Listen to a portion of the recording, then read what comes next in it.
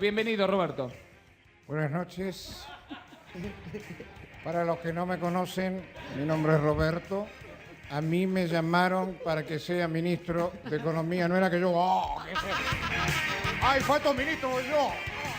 Licenciado Roberto Labaña, juráis por Dios y por la patria sobre estos santos evangelios, en cuanto de vos dependa la Constitución de la Nación Argentina. Sí, juro.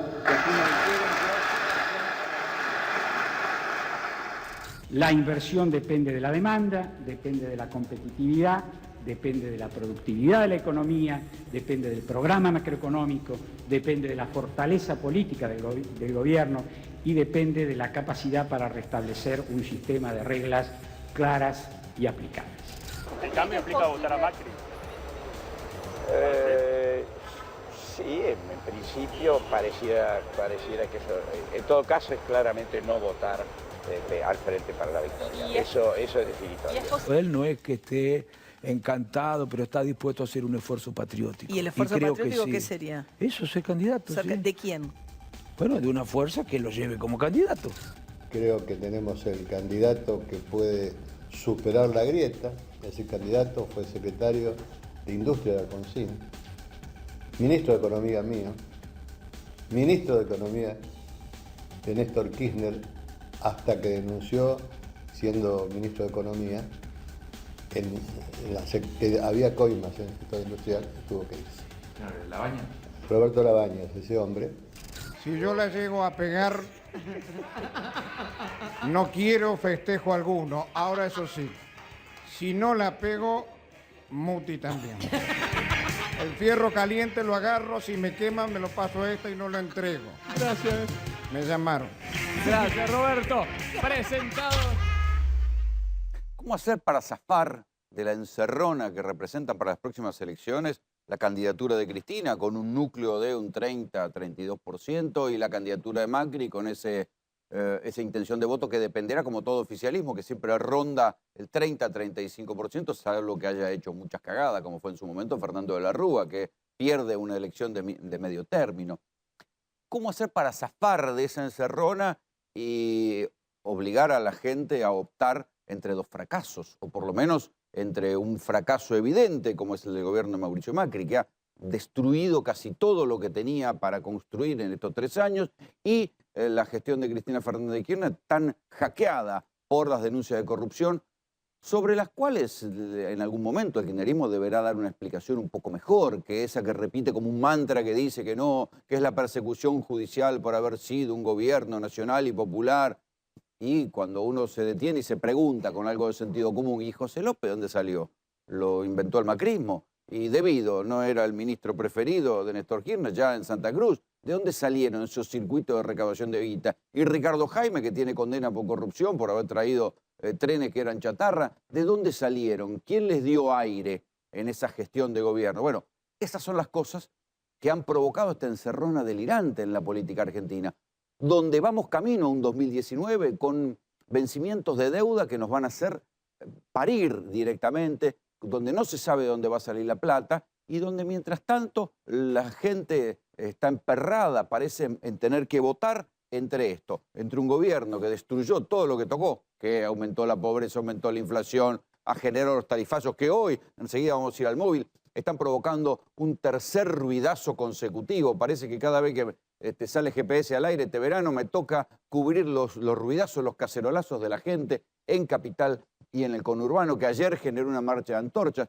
Un gobierno que está cerrando 25 pymes por día, donde solamente ganan los que timbean, los bancos, los fondos de inversión que se llevaron la plata para afuera, y las empresas energéticas y el petróleo, porque todo lo demás están perdiendo. El propio Círculo Rojo, y esto es los que han empezado a mirar con más cariño la figura de Roberto Labaña, dicen: cuando vino Macri, nosotros pensamos que era el momento de invertir y muchos se endeudaron. Hay empresas como Arcor, una multinacional argentina de golosina que ha invertido fortunas y que de pronto cuando se le disparó el dólar y le cayó el consumo no tienen manera de pagar las obligaciones negociables que emitieron pensando en que iban a poder expandirse desde la Argentina para el mundo. Y así hay cantidad, no son muchas, por cierto, pero hay cantidad de empresas argentinas que se endeudaron y les fue mal, que creyeron en Macri y les fue pésimo, porque son muy pocos los que ganaron con este gobierno. Entonces la encerrona está planteada, pero también está planteado hasta ahora la falta de solución que no encuentran los espacios intermedios.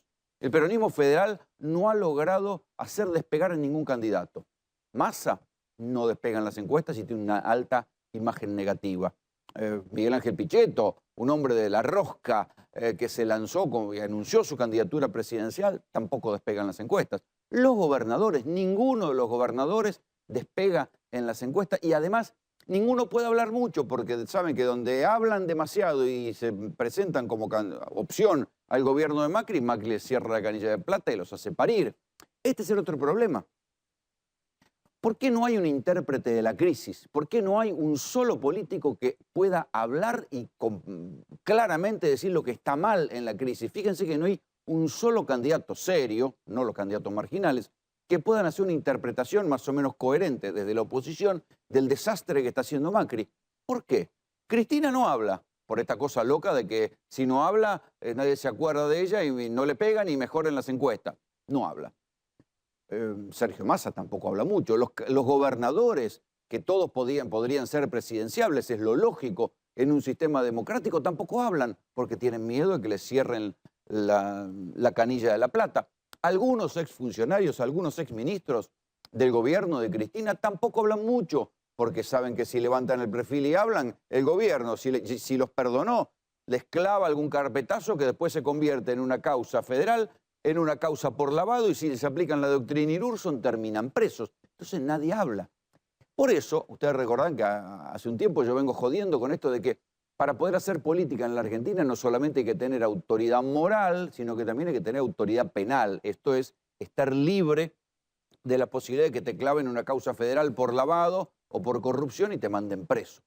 Les voy a contar una anécdota. Un exgobernador de una provincia del norte argentino me contaba el otro día que él empezó a intentar levantar un poco el perfil con declaraciones y le mandaron un periodista, ni siquiera le mandaron un emisario del gobierno, le mandaron un periodista que le dijo, mira las dos causas federales, una por narcotráfico y otra por lavado, que te están pensando meterme. Nos la dieron a nosotros a manera de denuncia para después convertirlas en causas judiciales contra vos. Y así hay cantidad de personas y de candidatos o potenciales candidatos opositores que cuando levantan la cabeza les pasan cosas espantosas. Y si no, pregúntenle a Daniel Scioli. Digo que la semana pasada andaba recorriendo los despachos, tanto del peronismo federal como de Unidad Ciudadana, mostrando encuestas diciendo que bueno, que al fin y al cabo él había perdido por 1,5 puntos y que tal vez en un nuevo balotaje le podría ganar a Macri porque la gente recordaba que todo lo que él había dicho se cumplió, sí. Pero qué casualidad. Una semana después de empezar a recorrer los despachos con encuestas, le sucedieron desgracias familiares. Su pareja rompió con él, salió diciendo que él se había robado la plata de los argentinos y arrancó otra vez una serie de cuestiones personales que obviamente lo embarran en una campaña electoral cuando los candidatos tratan de tener el menor ruido posible en lo personal y en lo íntimo. Así las cosas, es que un poco por descarte empezaron a decir, che, ¿y este? Miren, ¿y este? ¿Y Labaña? No lo pueden correr con ninguna causa penal, porque hace tiempo que dejó de ser funcionario público. No pueden decir que es kirchnerista, porque no era demasiado kirchnerista. Es más, en todo caso, recuerden cómo fue la secuencia. Allá por el año 2003, Néstor Kirchner venía tercero en las encuestas. Primero venía Menem, segundo López Murphy, tercero venía Kirchner. ¿Y cuál fue lo que le dio el sprint final a Kirchner para poder llegar y entrar a la segunda vuelta con el famoso 22% de los votos contra el 25% que sacó Carlos Menem, que anunció que su ministro de Economía iba a ser Roberto Labaña? Y gracias a eso, todos lo interpretaron en aquel momento que era así, le gana a López Murphy. López Murphy, fíjense cómo iba a ser la opción entre Menem y López Murphy. Finalmente ahí entró Kirchner, porque le daba continuidad al proceso final del dualdismo que había reactivado la economía. ¿Sí?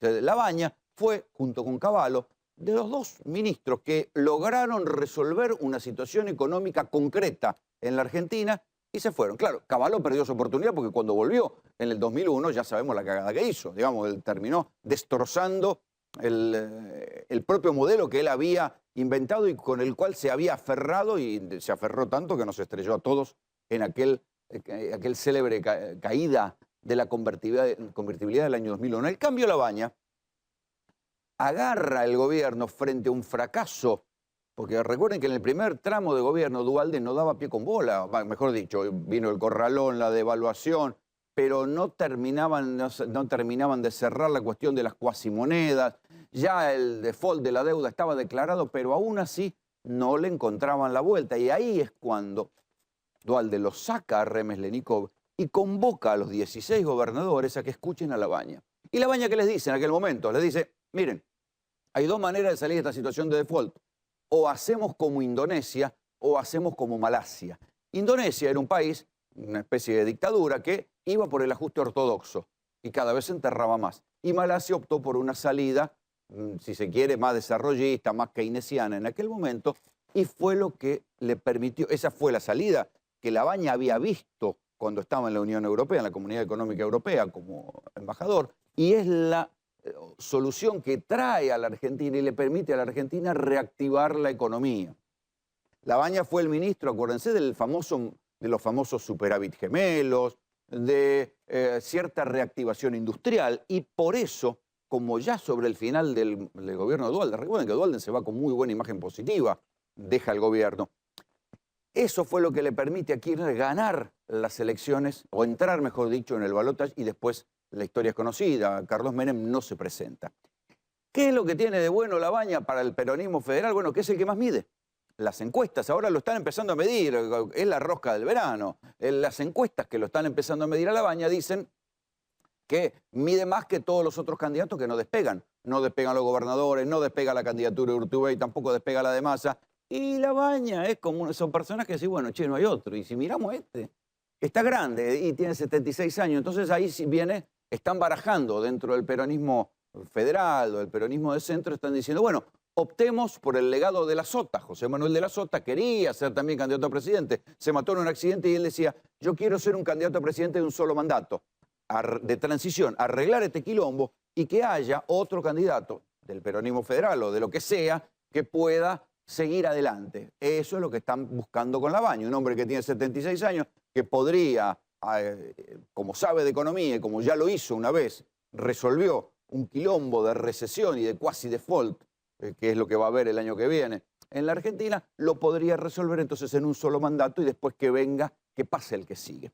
¿Quiénes son los que están mirando con cariño a Labaña? Algunos ya lo han dicho, ustedes veían en el comienzo del programa, Ricardo Alfonsín, Eduardo Duhalde, también Luis Barrio Nuevo, el eterno sindicalista de los gastronómicos, pero se han sumado ahora en el veranito, en la rosca de los quinchos, algunos muchachos inesperados. Miguel Lifchitz, gobernador de Santa Fe, hace poco estuvo comiendo con Labaña y salió haciendo declaraciones elogiosas. Sergio Uñac, un gobernador joven de San Juan, que dijo, bueno, necesitamos un hombre como Labaña. Claro, porque el próximo presidente va a tener que bailar con una situación horrible.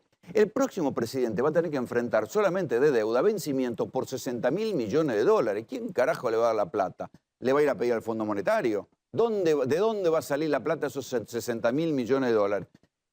Es un default lo que va a tener que hacer. Otra vez, va a tener que hacer una reestructuración bruta. Va a tener que entregar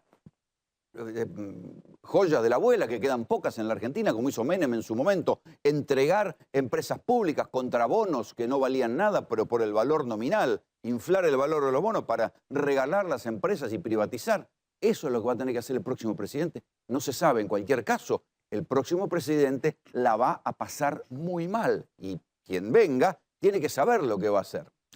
Así entonces les decía, aparece la candidatura de Labaña. ¿Quiénes lo empiezan a mirar con cariño? Y bueno, uno de ellos, Miguel Ángel Pichetto.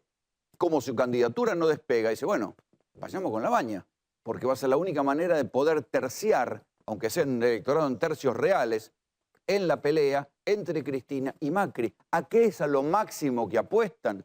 ¿A qué es a lo máximo que apuestan? A que Cristina se lleve un 30 o pierda un poco de votos, si va a Labaña o un candidato potable del peronismo federal, y que Macri se quede con su 30% y después haya un balotaje en el cual la opción no sea Macri-Cristina, sino sea Macri y Labaña o el candidato del peronismo federal. Acá están los enamorados o los que están mirando con cariño a Roberto Labaña, Duhalde, Barrio Nuevo, yo ya les decía, Pichetto. Y acá está el misterio. ¿Qué quiere hacer Hugo Moyano? Me parece que está jugando a dos canastas. Por un lado, ha recompuesto la relación con Cristina Fernández de Kirchner, que nadie se la cree, pero bueno, los une el espanto a Macri, que lo quiere meter presos a los dos. Y por otro lado, bueno, tal vez si la Baña prospera, tal vez ponga unas fichas a manos de la Baña. Y por otro lado también hay que decir que los que sin duda simpatizan con la Baña son los que están perdiendo. El famoso círculo rojo. Piensen esto. Ya en el año 2001, uno de los principales apoyos económicos fue un grupo que se llama Techint. Los mismos que ahora están agarrados del cuello por la causa de los cuadernos. El señor Paolo Roca, el principal grupo industrial de la Argentina, el Pope, el principal grupo industrial de la Argentina, le pegó en el poste que tuviera que ir preso. La causa sigue adelante. El gobierno tiene un juego doble con Techint. Por un lado, lo sienta en la mesa de la decisión energética de la Argentina, porque Techint es el principal inversor en Vaca Muerta, pero por otro lado, la causa de los cuadernos sigue y Paolo Roca está procesado por haber pagado coimas durante el kirchnerismo. Entonces, Techint no va a confiar en un tipo como La Baña, quien ya promovió en el año 2001, porque La Baña, como era el director de Ecolatina, la consultora económica, tenía a Techint por cliente, no los va a apoyar. El círculo rojo famoso, que no es otra cosa que empresas contratistas, tipos que han crecido a la sombra del Estado y que siguen siendo capitalistas nacionales pese a todo, no van a confiar frente a un tipo como Macri que los está llevando a endeudarse y después los está llevando a la ruina. Así están planteadas las cosas. O sea que no se extrañen que de acá a un par de meses se empiece a pensar que este señor, La Baña, que no tenía ningún tipo de carisma, no es un tipo carismático. Ustedes veían la parodia que le hacía Tinelli en su momento. Un señor mayor que no tiene nada que ver con lo que desearía el marketing político, se convierta en una de las opciones electorales para salir de la encerrona entre Macri y Cristina. Bienvenidos. Esto es GPS.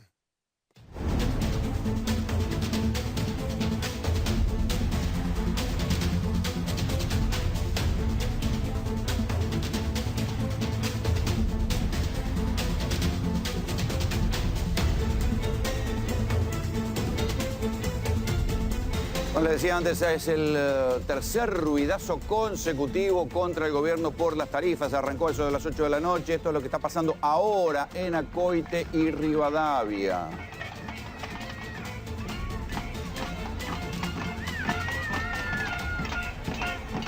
A ver si Gabriel Prosperi me escucha. Gabriel, ¿me escuchás? Sigue rolando perfectamente. Van casi 2 horas y media de ruidazo. Hay un núcleo duro de gente que se resiste a emigrar de aquí, de esta esquina tradicional del barrio de Caballito. Son unas 200 personas. Y a la gente que ha venido de clase media, este es un barrio típico de clase media de la ciudad de Buenos Aires, también se van sumando algunos trabajadores cartoneros o gente que habitualmente habita en la calle, y entonces se puebla un poquitito más esta esquina. Se ha abierto el tránsito desde hace unos 15 minutos, tanto en la avenida Rivadavia como en la avenida Acoite, y ahora lo que tenemos justamente es que muchos vehículos, y esto hay que decirlo, muchos vehículos acompañan la protesta, el núcleo duro de esta protesta, con bocinazos. No solamente vehículos particulares, sino hemos escuchado taxistas y hasta colectiveros que hacen sonar sus bocinas al son de las cacerolas. Esta fue de los viernes que vamos cubriendo los ruidazos, la más poblada de las manifestaciones. Ah, mirá qué interesante, o sea que... No solamente la más poblada. Claro, sí. Es más interesante todavía, porque uno diría, bueno, es la tercera, tal vez la gente se fue cansando, y no, vamos a decir que se van sumando de viernes en viernes. Exactamente, no solamente la más poblada, sino la que más se ha extendido en el tiempo. Recordarás que estuvimos cubriendo el viernes pasado la manifestación en Cabildo y Juramento, también una esquina muy típica del barrio de Belgrano, de clase media, de la zona norte de la ciudad de Buenos Aires, una manifestación que se había extendido por 1 hora y media, 2, y luego se redujo a una esquina. Bueno, fíjate que en este caso, que es una esquina tal vez más combativa, vos la conocerás muy bien, desde el año 2001 hasta aquí, Acoite y Rivadavia es epicentro de todo el descontento de la clase media de la ciudad de Buenos Aires, cada vez que se dan situaciones como estas, en donde el bolsillo justamente de este estrato social se ve realmente golpeado por los aumentos, en este caso del transporte, el gas, la luz y el agua. Bueno, este núcleo duro, que son unas 200 personas, se resiste a abandonar este lugar, aún con el tránsito ya fluyendo, como ustedes mismos lo ven y escuchan. Lo que te decía recién, Rolando. Sí, y además hay que tener en cuenta de los vehículos particulares y también transporte público. Hay que tener en cuenta, Gabriel, que vos mismo ayer te tocó cubrir la marcha de las antorchas, que fue organizada por las centrales obreras, pero era por lo mismo, contra el tarifazo y con esta sensación que tiene buena parte de la clase media, sobre todo de los aumentos delirantes. Digamos, y bueno, que la luz aumentó un 1.300% en estos 3 años de gobierno de Macri contra un 120% del aumento de la inflación, que los aumentos de los alimentos se fueron al demonio, que el tipo que sacó un préstamo UVA no sabe cómo va a ser porque también los aumentos son delirantes, tienen cifras delirantes que no se pueden manejar siquiera en relación a cualquier ingreso. Y esto es lo que está pasando, pero ayer hubo una marcha que convocó también a gente que se acercó de manera independiente y al otro día hay un ruidazo.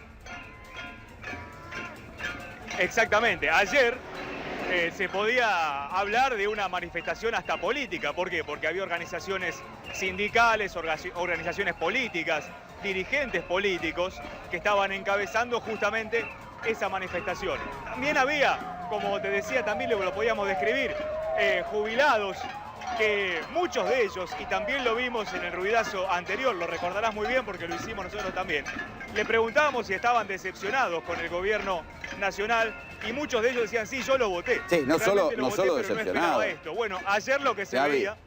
No solo decepcionado, cuando te detenés un poco a escuchar, hay veces que nosotros no podemos ni siquiera abrir el micrófono porque cuando les pones una cámara, lejos del mínimo respeto a la investidura presidencial, lo que escuchás son enojo, puteada, puteada y puteada y puteada.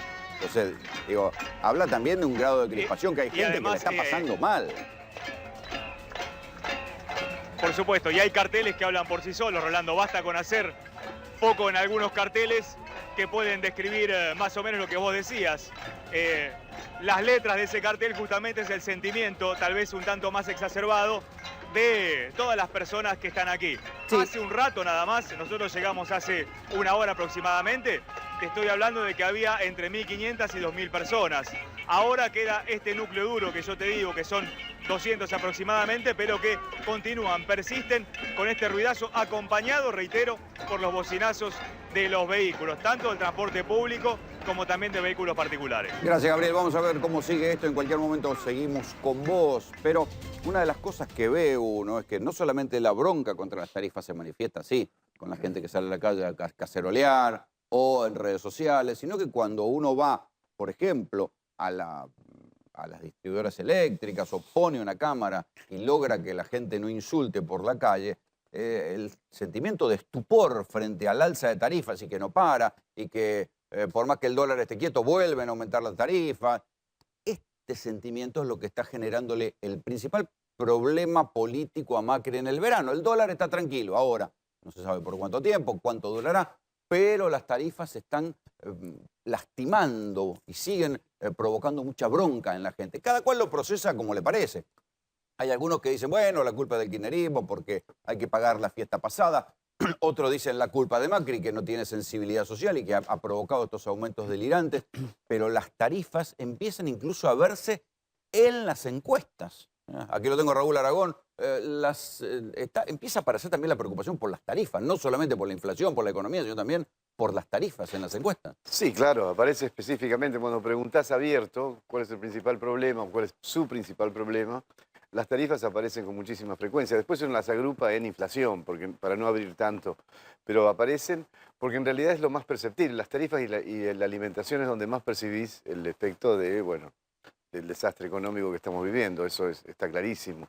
Ahora, ¿esto lastimará la imagen de Macri? Absolutamente, absolutamente. Hay operaciones de algunas encuestas que dicen que Macri estabilizó los números. Y que está subiendo. Y ahora que está subiendo.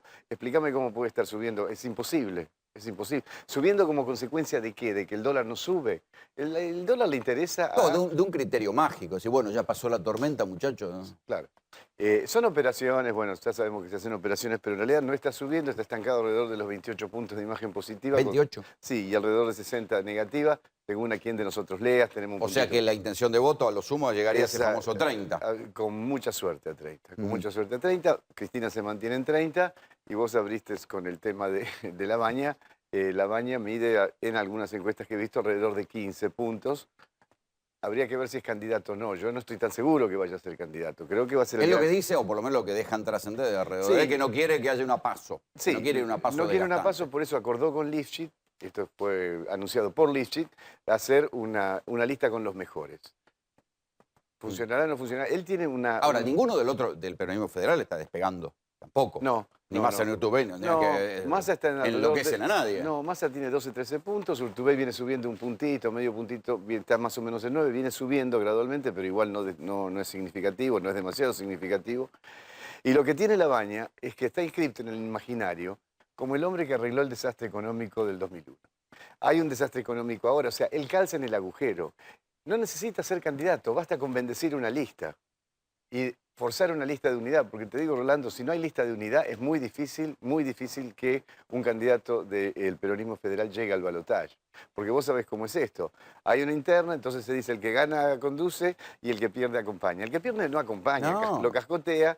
Y entonces el que ganó la primaria no puede ganar la general. Esto lo hemos visto siempre. Así que la única forma de que el peronismo federal realmente tenga una chance competitiva Es no ir a una PASO con Cristina, porque Cristina no le ganaría. gana, y formar una lista única al interior del peronismo federal. Lista única, no paso. Lista ¿Por única. qué no PASO? Porque pasa eso, el que pierde no acompaña y el que gana le saca, trata de robarle lo que puede al que perdió. Y entonces, y además es porque... Los pasa- gobernadores ninguno despega tampoco. No, pero también hay otro dato, Rolando. Todos los gobernadores peronistas hasta ahora desdoblan. O sea, ¿quién va a pelear la presidencial en las provincias? Los aparatos provinciales, ¿hasta qué punto van a pelear la presidencial? Eso también te está hablando de una especie de cuidar la quintita por parte de los gobernadores. Yo guardo mi gobernación, me aseguro mi gobernación y después discutimos la presidencial. Está bien, necesito un poco de algunos diputados en la Cámara para hacerme los trámites, etcétera. Pero de ahí a realmente comprometerse como si su nombre estuviera en juego debajo de una boleta presidencial, su gobernación estuviera debajo de una boleta presidencial, es muy distinto el panorama. Y en este momento hay tres grandes variables para definir el escenario. Una es, Cristina juega o no juega. Si juegas un escenario, si no juegas otro. La otra es, María Eugenia Vidal, ¿desdobla o no desdobla? Si desdobla es un escenario. Y la Pero tercera... Macri no quiere que desdoble. Bueno, Hoy desesperadamente llamó a todos los gobernadores y los gobernadores mucha bola no, le dieron. mucha bola Se fueron no le con que dieron. bueno, Y vamos a ver. la tercera es la candidatura o no de Roberto Labaña. Esas tres faltan definirse. El escenario es muy confuso en este momento. Es difícil prever algo. Aquí lo tengo Santiago Montoya, le voy a preguntar. ¿Cómo está? ¿Llegaste a trabajar con Labaña vos? Tengo una relación con él hace alrededor de 15 años, donde me reúno con él para hablar de economía, de política, y estoy bastante cerca del pensamiento de él en ese... En los tiempos del kirchnerismo no llegaste a trabajar. ¿Cómo? En los tiempos de dual de kirchnerismo no. No, yo nunca trabajé con el kirchnerismo directamente y sí me pude acercar al doctor Labaña desde aquella época, sí, cuando él era ministro de Dualde. ¿Cómo es el diagnóstico de Labaña de lo que viene? Bueno, a ver, yo creo que lo que no comparto es que sea una figura de descarte. ¿Por qué? Porque mis reuniones con empresarios, desde hace muchos meses, yo te diría fácilmente 18 meses, viene surgiendo el nombre de Labaña como, bueno, una figura que el gobierno debería consultar en aquella época. Habida cuenta Pero Macri de que- lo consultó, no le dio pelota. Sí, en numerosas ocasiones lo llamaron, él fue y dio sus opiniones y da la impresión de que, bueno, que de todas maneras no las escuchan. Hoy lo que estoy escuchando yo prácticamente unánime en las reuniones con empresarios, que el hombre que podría dar respuesta, porque hay una palabra que es la clave en todo esto, cuando usted hizo su editorial, y hablaba del caso aquel de, creo que era Indonesia, y el otro Y Malasia. era Malasia. Acá hoy sería el tema de Grecia, si con el programa del Fondo Monetario vamos a ir como Grecia, para que todos lo tengan claro, lo recuerden. Recuerden que Grecia tuvo un programa del Fondo Monetario parecido al argentino, pero no tan duro, hace muchos años, y que el PBI de Grecia está 10% más bajo que hace varios años. Ese es el camino. Ahora, ¿qué tenemos que hacer nosotros para poder desenganchar? Tenemos que recuperar confianza. Es decir, lo que el gobierno perdió es la palabra confianza, que en política y en economía es mortal. Y Labaña... Pero hermano no confían en él ni los propios tipos que lo apoyaron. Bueno, por eso, es que esto es lo que voy notando. Entonces lo que digo es, hoy es unánime, ¿por qué? Porque Labaña es una figura, en realidad es al revés, es un tema de demanda por la figura de Labaña, porque Labaña puede recrear la confianza de nuevo, en tratar de salir Del del círculo eje. rojo, digamos. Pero de los lo que grupos pasa es que empresarios. el círculo rojo tampoco me gusta en este sentido. Yo, mire, quiero ser crudo, pero quiero decir la verdad. en una reunión de empresarios, unos 20 empresarios, algunos muy, muy grandes, de los más grandes de Argentina, y otros que eran empresas de 1.500 empleados, de 1.150 empleados, cuando íbamos sobre el final me terminaron diciendo, mira, este quincho se va a repetir, se repite todos los años, te vamos a invitar. Lo único que te digo es que en un par de años, quizá en lugar de 20, seamos 3. O sea que están preocupados. Ahora, cuando yo te digo que son 3, cada uno de esos tipos que queda en el camino, son 1.500 trabajadores afuera, más las empresas. No es el círculo rojo que por ahí, cuando se habla en la prensa, se dice, es un empresario que pobrecito va a dejar de acumular plata. No, son todos los trabajadores también. Entonces digo, o salimos del eje de la timba financiera.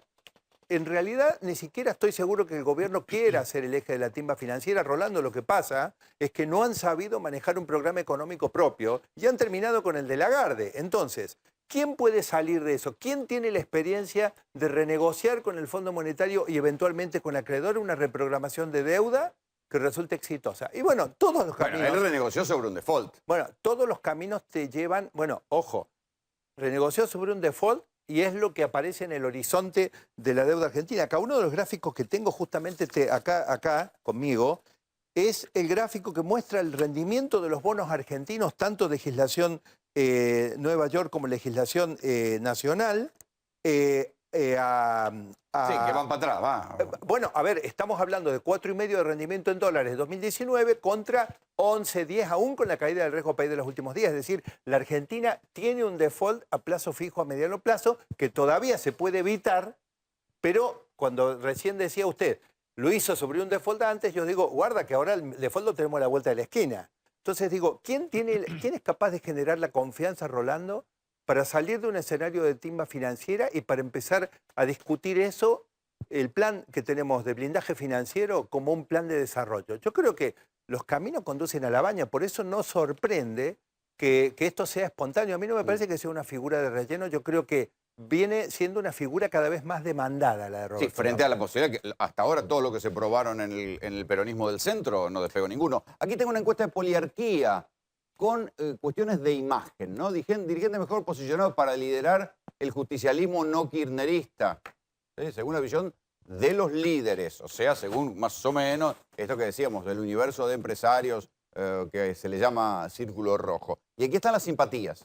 Primero Labaña, después Urtubey y recién tercero aparece Sergio Massa. Sergio Massa, que, hay que decirlo, tuvo una frase hace poco muy interesante donde dice, bueno, si fuera necesario, yo podría hacer un renunciamiento en pos de una coalición, en pos de un frente mayor. Y aquí tienen otro de los referentes del peronismo, no los voy a aburrir con la enumeración, pero lo dan a Roberto Labaña, insisto, según la visión de los líderes empresarios, ¿no? Lo dan a Labaña como uno de los que puede conducir mejor el peronismo de centro. Aquí yo tengo a Pablo Cano, que quiero preguntar, ¿qué opina de esta cuestión de Labaña? ¿Cómo la ves vos? Primero lo que te diría es que los líderes lideran bastante mal en lo que Eso hace ya lo sabemos. la construcción de la sociedad, porque te ponen segundo a Urtubey, que ninguna encuesta lo da arriba de los 4 puntos, y te ponen tercero a Massa, que está en todas las encuestas en 10. Con lo cual también hay que, ojo con Esto me parece una expresión de deseo, digamos. Ojo con la mirada de los círculos rojos, ojo con la mirada de los mentideros. Mirá, escúchame, si confiaron en Macri, que lo terminó cagando de arriba en Pino. Totalmente. Lo primero que tenía que decirte de Labaña es, nosotros, la verdad, no lo hemos medido en escenario electoral, y voy a usar la imagen que vos tenías recién del despegue.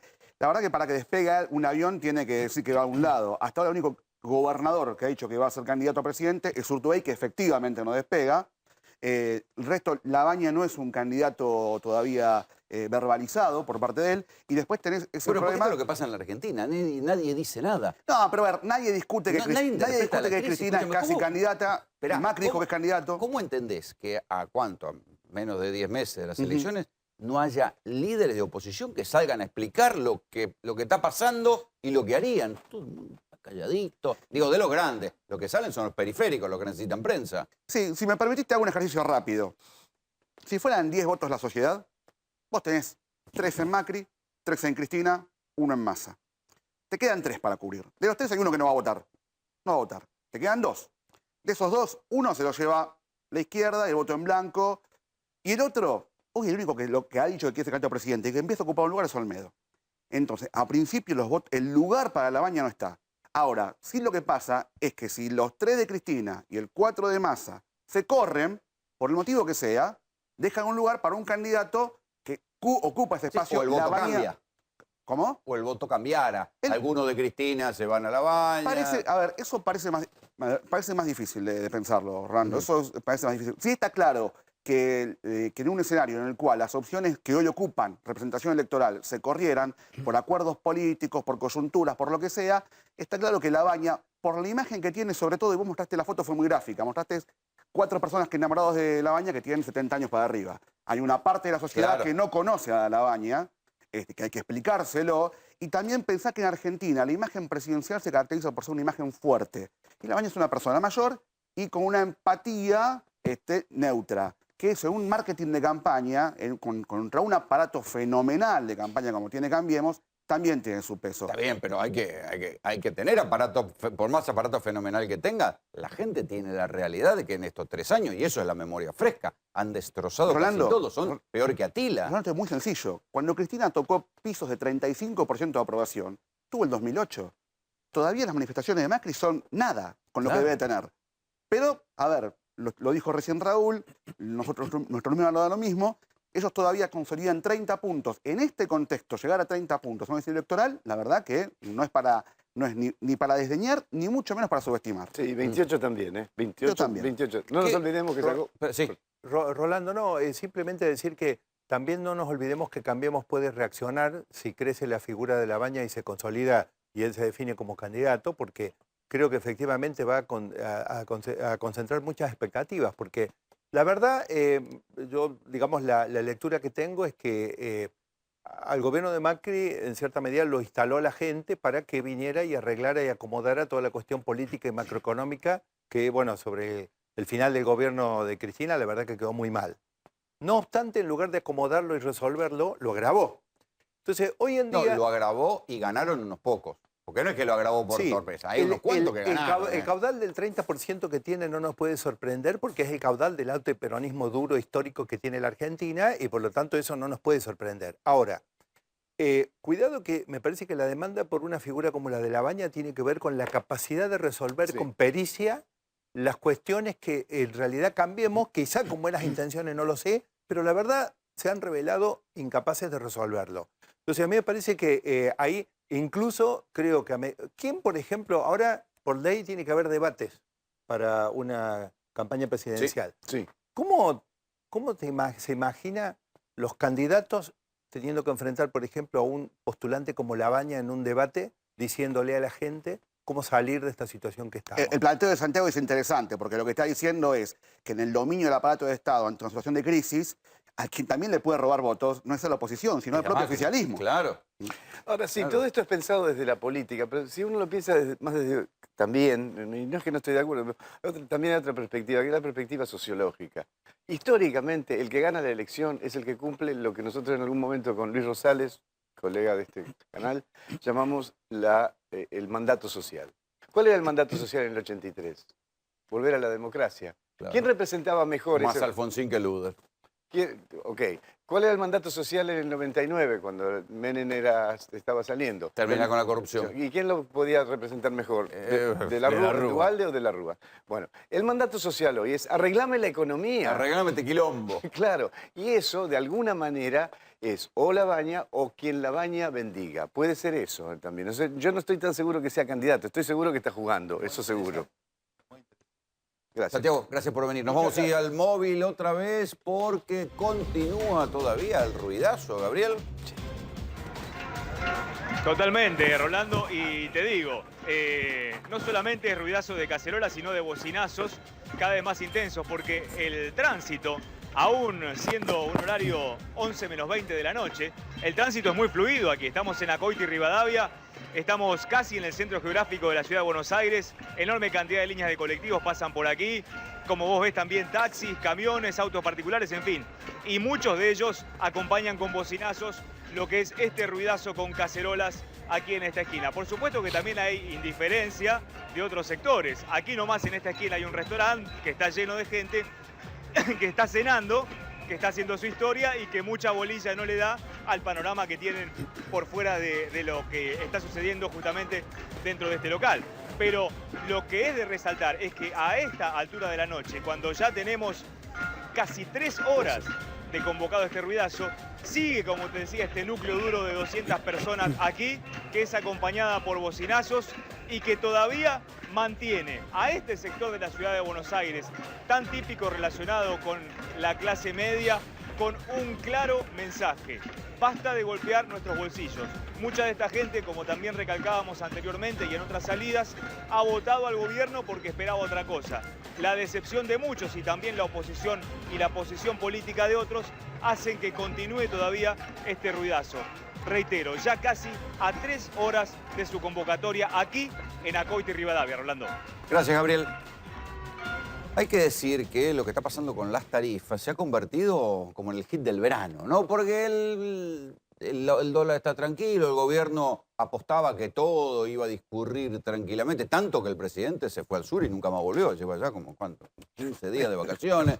Todo iba a ser mucho más tranquilo porque el dólar estaba tranquilo. Sin embargo, lo que anunciaron el 27, no el 28 de diciembre, esta vez, los aumentos de tarifa de transporte que van a generar una nueva oleada de inflación de costos en la economía, han generado no digo un gran malestar social, pero han generado una inesperada protesta de verano. Llevamos ya 3 ruidazos en lugares que tal vez uno diga, bueno, no es por su masividad, sino por lo que representan como síntoma. Son barrios de clase media, donde Macri ganaba caminando históricamente, que empiezan a mostrar alguna señal de malestar. Y estas marchas de antorchas que, de una manera más previsible, los sindicatos y los movimientos sociales van a organizar a lo largo de todos los jueves de enero, como para marcar que hay algo que está desfasado con estos aumentos delirantes que hay en tarifas, en alimentos, en créditos UVA. Después vamos a hablar un poco de lo que está pasando con los préstamos UVA, porque la gente que tiene un préstamo en UVA y se les indexa, se le está yendo al demonio. Y aquí está Juan Enrique con más números. Sabés que, Rolo, te escuchaba atentamente, sobre todo también en la editorial. Ahora, queda clarísimo, lo escuchaba Santiago Montoya. Este es un problema de modelo económico. Acá hay que cambiar el modelo económico. Déjame acotar un poquito de economía. ¿Por qué te digo? Santiago Montoya decía que hay que darle credibilidad a los tenedores de bonos. ¿Quién le puede dar más credibilidad que un gobierno de derecha como el de Mauricio Macri? Y sin embargo no le creen. Sin embargo no le creen, ¿por qué? Porque el modelo se está cayendo. Hay que cambiar el modelo económico, es verdad lo de la Baña, pero el modelo hay que cambiarlo. Ahora, otro ejercicio, me meto un poquito en la política. A ver, ¿por qué hay que cambiarlo? Porque está basado en la especulación y en la fuga. Claro. Y aun cuando existe la deuda. La deuda para financiar la fuga. Esto es lo que... Están cerrando 25 pymes por día, entonces no tiene la pyme, que es la gran generadora de empleo, están cerrando. Esto es lo que provoca que es un modelo que tarde o temprano se la va a pegar contra la pared, porque no cierran las cuentas por ningún lado. Puede que durante todo el año mantengan el dólar parado, que hasta que baje un poco, que vuelva una burbuja de consumo, que incluso revoleen algún crédito, pero muchachos, no se la crean, que después de las elecciones, gane quien gane, viene la piña. O sea, la piña va a ser un ajuste todavía peor al que estamos viendo. Y fíjate qué atado con alambre está el modelo, que depende de la tasa de interés. Si la tasa baja, sube el dólar. Sube el dólar, aumentan todos los precios. Por eso lo que está pero cayendo... no dejan de subir los precios. Claro, por eso, porque ya el mercado... Están aumentando, dicen en un nivel del 2 y pico, claro, y lo van a festejar, porque como si fuera para festejar. Los formadores de precios, Rolo, los que forman los precios, están viendo que el dólar puede aumentar, más allá que en estos días esté tranquilo, pero es momentáneo. Ahora, tengo un ejercicio más complicado. A ver. Sobre todo por lo que es en este momento la gente, digamos, quejándose en la calle. ¿Puede el gobierno dar marcha atrás con este tarifazo? ¿O ya es tarde? La gente, como decías vos recién... Hay gente que no pierde la esperanza. Pero todos los viernes hay más gente, porque ya no es solamente el tarifazo. Como decías vos, son los créditos UVAs, es el sueldo que no alcanza, es el malestar, son los cortes de luz. Son los cortes de luz, porque los cortes de luz siguen, y sobre todo en los barrios donde en este momento están golpeando las cacerolas. Bueno, claro, se paga más y los cortes de luz en muchos lugares siguen. Claro, y estamos en enero, cuando los cortes de luz en realidad tienen que ser menores, porque la gente se supone que se fue, que hay menos gente en la ciudad, pero la realidad es que hay cortes de luz. Y acá está, como siempre, mi trabajador, sufriendo, contando las monedas, y este es el tarifazo. El tarifazo, no te lo voy a repetir, Rolo, 50 de luz, 50 de gas. Lo que yo quiero comparar, que tiene que ver con el modelo, es el salario, la pauta salarial para este año 2019 es del 23%. O sea, sigue el modelo que castiga a los laburantes. Esa es la realidad. El modelo castiga a los laburantes. Vos decís, ¿Qué medidas hay que tomar? Bueno, precios sostén para las economías regionales, darle ingresos a la gente, a los jubilados, porque si no, este modelo se va a seguir cayendo, Rolo. Esa es la realidad. El problema es el modelo, porque ¿qué gobierno de derecha que tiene más convencimiento hacia los mercados internacionales que es el de Mauricio Macri? Y sin embargo no genera confianza. No genera confianza porque ya saben que está cambiando. Pero esto hacia arriba, porque si supongamos, bueno, apuestan a que vengan inversiones de afuera y que los que tienen guita inviertan guita. Bueno, no, ya está. Los que tienen guita, si pueden, se la llevan para afuera. Y los que podrían traerla, no la traen. El problema, además, está en que los que están acá, los que generan laburo, los empresarios pymes, los que no se pueden llevar la plata afuera, los que no se pueden ir con sus empresas afuera, los que no pueden sacar la plata afuera vía una cueva financiera, están cerrando. 25 pymes por día cierran. Ayer en la Marcha de las Antorchas había muchos empresarios pymes, curiosamente, en una marcha convocada por sindicatos y movimientos sociales. Sin embargo, también estaban los empresarios pymes.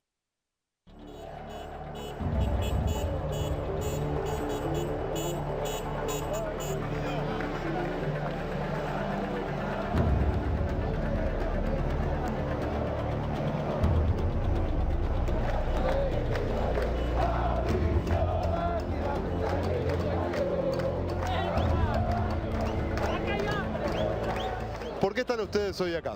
Estamos acá porque de los 20.000 clubes que somos en el país, 10.000 adeudan más de 300.000 pesos en las facturas, en todos los servicios, y 4.000 corren un cierto riesgo de cerrar las puertas a partir de los próximos días.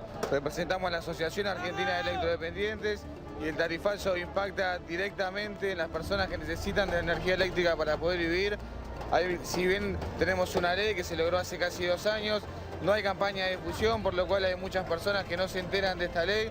Hay muchas personas que les están llegando boletas impagables, amenazas de corte que suman angustia e incertidumbre a lo que significa vivir día a día con la enfermedad de un hijo que tiene que estar 24 horas conectado a un respirador o a un concentrador de oxígeno. Yo creo que esta etapa es la etapa positiva que podemos rescatar de todo lo que nos viene pasando a las pymes. Esto de que el empresario empiece a sentirse un sujeto político capaz de participar, de unirse, de darse cuenta de que esta salida es colectiva, que claramente cada una de las medidas que se tomó fue en contra de todos nosotros. Le queremos agradecer al gobierno que todos los días da un paso más en esta unidad que todos necesitamos y tenemos que ser conscientes que si no nos unimos nos fundimos todos. En mi caso, estamos pagando 35.000 pesos por mes de luz y ahora no sé cómo voy a hacer en abril para pagar 55 o 60.000.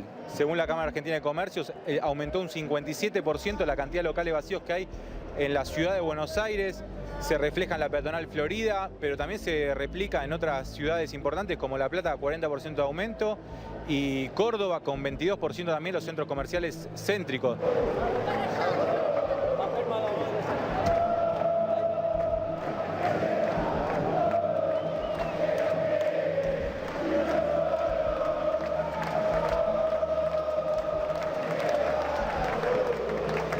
Ya no nos escuchó en la marcha anterior porque sacamos una ley donde se retrotrae las tarifas a noviembre del 16 y la vetó. Creo que la política del gobierno esta la va a seguir sosteniendo, pero bueno, cada vez más gente la está sufriendo y esperemos que el gobierno tenga un poco de sensibilidad. La verdad que nos quieren matar a todos, los jubilados primero, los más indigentes segundo. No nos quiere dar ni educación para nuestros nietos ni para nuestro futuro. Nos sacó más del 20% de todos los sueldos. Yo trabajé 32 años, aporté y estoy con la mínima. Gracias a que mis hijos me están ayudando, porque ni siquiera una boleta de gas de 3.000 pesos que me vino lo puedo pagar. Nosotros pagábamos 25.000 pesos de luz en diciembre de 2015, hoy pagamos 200.000, pagábamos 65.000 pesos de agua, llegamos a pagar 230.000 y unos 11.000 de gas para pagar ahora alrededor de 75.000. Llegamos a acumular una deuda de 7 millones de pesos con AISA en los últimos 2 años, producto de que en algún momento tuvimos que dejar de pagar. Finalmente hicimos un acuerdo hace cosa de 3 meses con una quita muy importante y estamos pagando la factura mensual y un plan de pagos. Pero acaban de anunciar en el último día hábil del año un tarifazo brutal que se suma a los que vinieron con anterioridad y que tornan absolutamente inviable cualquier pequeño comercio, cualquier industria, cualquier empresa pequeña o mediana y las cooperativas de trabajo también.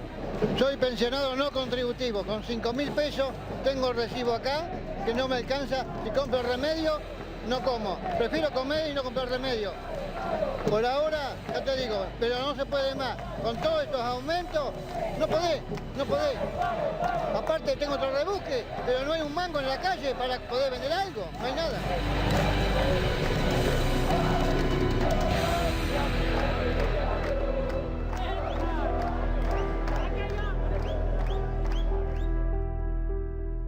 A ver, los encuestadores dirían que estos son testimonios cualitativos. Sí, son cualitativos. Son actores sociales hablando. Es un Están estadio seleccionados con criterios sociológicos. Estudio de campo arrasado por la política de gobierno. Claro. Sí, no es estadísticamente representativo, pero...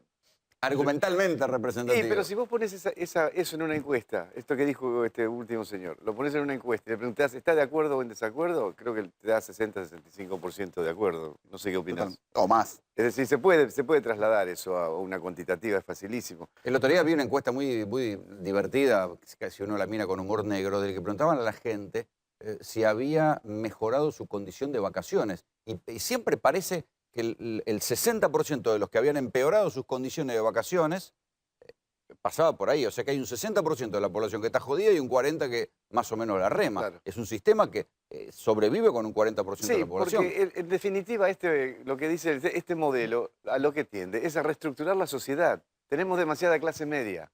Nos falta más clase trabajadora. Que son los que votaron a Macri. Fíjate qué loco. Y bueno, y lo que están haciendo el cacerolazo son los que votaron a Macri. Pero... Y para mañana también, dedicado a la clase media, que todavía tiene auto. Claro. ¿Sabés, Rolo? Ahí escuchaba una señora que decía, me sacaron 20% del salario. Y claro, la inflación es del 48%, el salario el 20%. Ahí está el ajuste para el que se pregunta dónde está el ajuste. Ahora la inflación promedio es el 48%, pero en alimentos es del 70%. Y estos peajes, Rolo, mirá, estos aumentaron el sábado pasado, es el conurbano.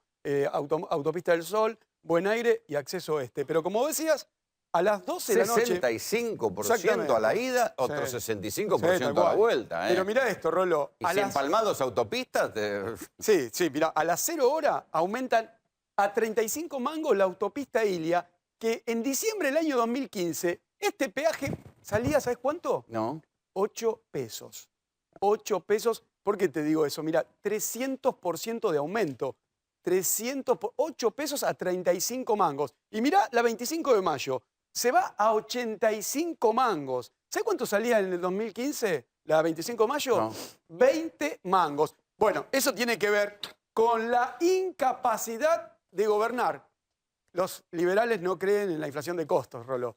Esto, el flete, alimentos, todo lo que se transporte con ruedas, se va a pasar a precios. Es indefectible.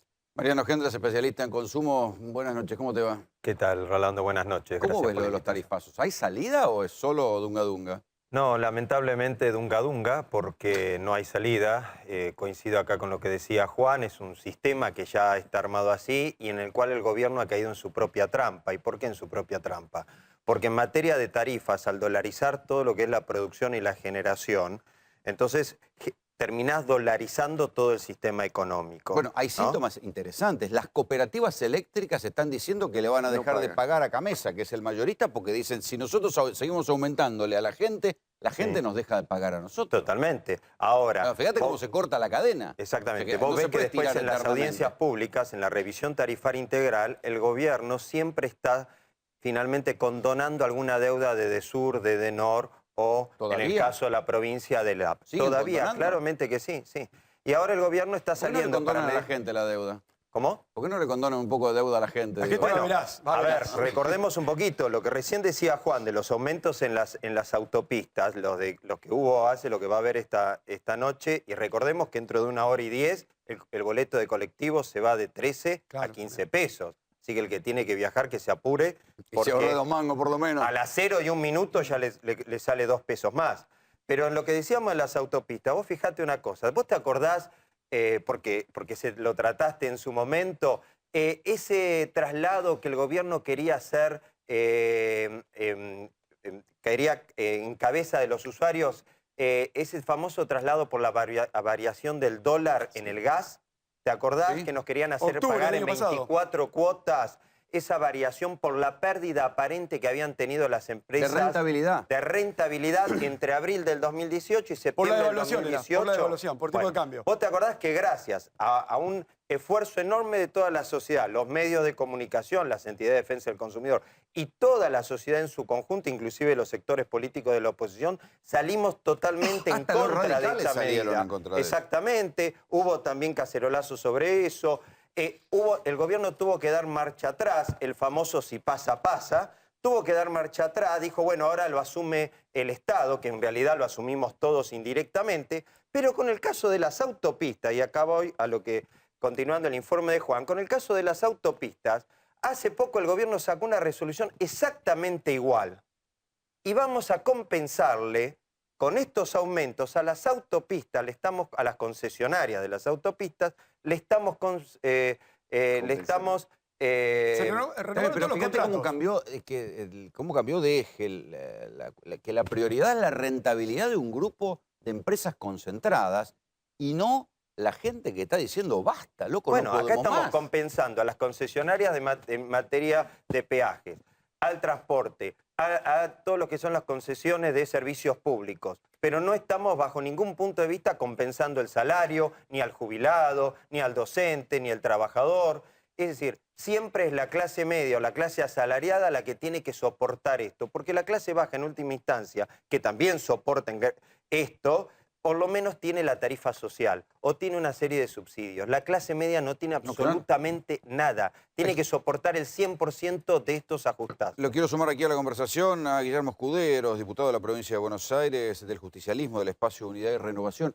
¿Qué se puede hacer? ¿Se está discutiendo algo o las mayorías de Cambiemos hacen que no se pueda conversar nada? No se puede hacer nada desde la política, desde lo legislativo. Bueno, nosotros la semana pasada acompañamos a un vecino, presentamos una denuncia judicial solicitando la habilitación de la feria para tratar el tema de estos aumentos. Puntualmente era en el marco de la factura que le llegó con el cuadro tarifario en el que todavía no está el aumento del 35% en el gas proyectado para este año de 12.000 pesos. Él es un trabajador del hipódromo de la Ciudad de La Plata. ¿Cuánto gana? 15.000... ¿Y le llegaron 12 de luz? De gas. ¿De gas? De gas. Con lo 12 cual, de gas. 12 de gas. ¿Pero qué tiene, una fábrica? Sí. Con lo cual, digamos, está claro que con ese sueldo es imposible que pueda pagarlo. Entonces... La Corte, acordate que decía razonabilidad de la tarifa. Claro, en el famoso... claro. Sí, pero la Corte del 2016. Vamos a decir que esta se olvidó todo. Hay que ver. Pablo Godoy Vélez, gracias por la intervención. Hay que ver. Se le fue la memoria. Y bueno, cambió la integración de esa Corte. Claro, es una Corte mucho más, donde el presidente, por lo menos, aunque pierda en las votaciones, es un hombre del gobierno. No solamente planteaba la razonabilidad, la previsibilidad, sino que además estaba planteando que los aumentos no podían ser confiscatorios. Espera, quiero volver a lo de la Corte. ¿Quiere decir que si llega algo a la Corte no pasa? No, ese es una interrogante eso. Pero además en aquel momento, justamente el aumento tarifario se había dado sin la negociación. Las audiencias. Y sin las audiencias, exacto. Y fue por eso que lo tiraron para atrás. No, y ahora que hacen el acting de las audiencias, va uno, pone la cara, dice su ¿Vos pavada. sabés cuándo hicieron la audiencia para aumentar el peaje de las autopistas urbanas? ¿Qué día lo hicieron? No. Acá está adivinar fácil. 31 de diciembre. 3 de enero. Mirá qué lindo. 3 de enero. 3 de enero lo Claro. hicieron. Yo participé. Pero más a ver, ¿para qué sirven las audiencias? Si va un funcionario, le llenan la cara de dedos, se dan media vuelta y te lo explican igual. Lo que pasa es que las audiencias no son vinculantes. Bueno, pero recordemos hay algo importante, es cierto, no son vinculantes, pero se puede transformar en un acting si el órgano de control, que son los distintos organismos nacionales o provinciales, chanta, o el dejate joder. Estado, pero o el Estado lo toma como un acting y termina haciendo una chantada. Pero en realidad lo que se busca en las audiencias es poner toda la información y documentación a disposición de la ciudadanía y discutir las cuestiones. Lo que pasa, ¿sabes qué pasa acá? A ver, Que pará. Vos que vas a las audiencias, Sí. ¿sabés cuál es el margen de rentabilidad de las empresas? ¿Cuánto es costo real de las empresas y cuánto no? Es un enigma, nadie lo sabe. No, Mirá está la los documentación balances, y te ¿cómo puedo se- asegurar que la buscamos y lo que pasa es lógico, es decir, tardamos tiempo, nos cuesta, pero si nos esforzamos lo conseguimos. Mucho más fácil, Rolando, saber quiénes son los dueños. Claro. ¿Quién es el dueño de la distribuidora energética? Marcelo Mindling, Grupo Pampa. Edenor. Del resto, vos sos mejor periodista que yo, seguramente. Sabés quién es y qué interés responde. La acción de Autopista del Sol... núcleo de ganadores. Bueno, la acción de Autopista del Sol Panamericana pasó de los 18 pesos en el año 2016, después de todos los aumentos de peaje, pasó a valer 89 mangos. Y en el interín, un grupo vendió el 6% de paquete accionario. Volviendo a tu pregunta, 10 Rolando, millones de dólares. pero volviendo a tu pregunta, Sí. ¿qué es lo que se puede hacer? Nosotros hicimos esta presentación, el juez federal dio lugar y habilitó la feria, y en el día de hoy firmó la resolución dando lugar a la solicitud individual de este usuario. Con lo cual, eso es una puerta de entrada. ¿Para que otros se presenten? Por supuesto que sí. Primero porque el fundamento tiene que ver con el fallo de la Corte Suprema de 2016. Y, Ahora, ¿qué pasaría si hubiera una en aluvión segundo de lugar, denuncias? La justicia no puede y resolver en todas. segundo- ¿Se puede hacer una acción colectiva? Claro, porque eso sienta precedente. Y en segundo lugar, por la desproporción que hay entre los sueldos, los salarios y el aumento de los servicios. En el acumulado de 2016 en adelante, en el gas, 2.300%. En la luz, 6.900%. En el agua, 363%. En el salario mínimo vital y móvil, el aumento ha sido de 124%. Bueno, y otra cosa, que cuando uno va a la puerta de las distribuidoras, lo primero que te dicen es, no sabemos cuánto me cobran ni cuánto me van a cobrar. No hay razón, o sea, no es que aumentó tanto, pero aún dentro de los parámetros de aumento a veces se disparan y te toman mediciones estimadas, se les cobra te cobran lo que se les Digamos, canta. no hay certeza de cuando está por llegar la boleta a un vecino de cuánto va a ser. Pero más allá de los números, ¿no? Que esta situación nos lleva a todos a ser cada vez más conocedores de los distintos números de la economía. Y más bronca. Digamos, en el lugar que nosotros tenemos, en el que yo tengo como legislador de la provincia de Buenos Aires, nosotros tenemos una obligación. Por eso es que, agotadas las instancias legislativas, se han planteado, tanto en el Congreso Nacional como en la Cámara de Diputados de la provincia, infinidades de proyectos que tengan en cuenta el tema tarifario. Bueno, esto vemos que no ha sucedido, incluso el presidente ha vetado. Entonces nosotros tenemos la obligación de utilizar las otras herramientas, por eso es que la habilitación de la feria y la resolución del día de hoy, donde le da lugar al pedido que hace este usuario, es una puerta de entrada para todos los otros Espera, María, usuarios. quiero preguntarte, ¿se sabe exactamente cuánto cobran y por qué? ¿O los aumentos tienen mucho de arbitrariedad? No, no. ¿Los calcula una máquina que no entendés cuál es su algoritmo? Se sabe cuánto cobran y por qué exactamente. Y se saben también cuáles son los demás conceptos y cargos que están fuera de la tarifa. ¿Vos te acordás también que el año pasado discutimos muchísimo los famosos conceptos que estaban fuera del servicio, que eran las tasas municipales, el alumbrado, Sí. bueno. ¿Que las iban a bajar? Que las iban a bajar. ¿La bajaron? No.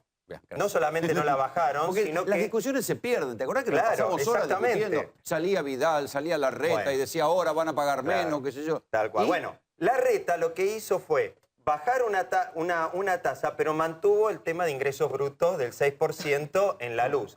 Y Vidal sacó una ley, ¿te acordás que sacó una ley? Sí. Que seguramente acá el diputado votaron, porque fue casi a unanimidad, por el cual se eliminaba a partir del 1 de enero del 2019 estas tasas y impuestos extorsivos.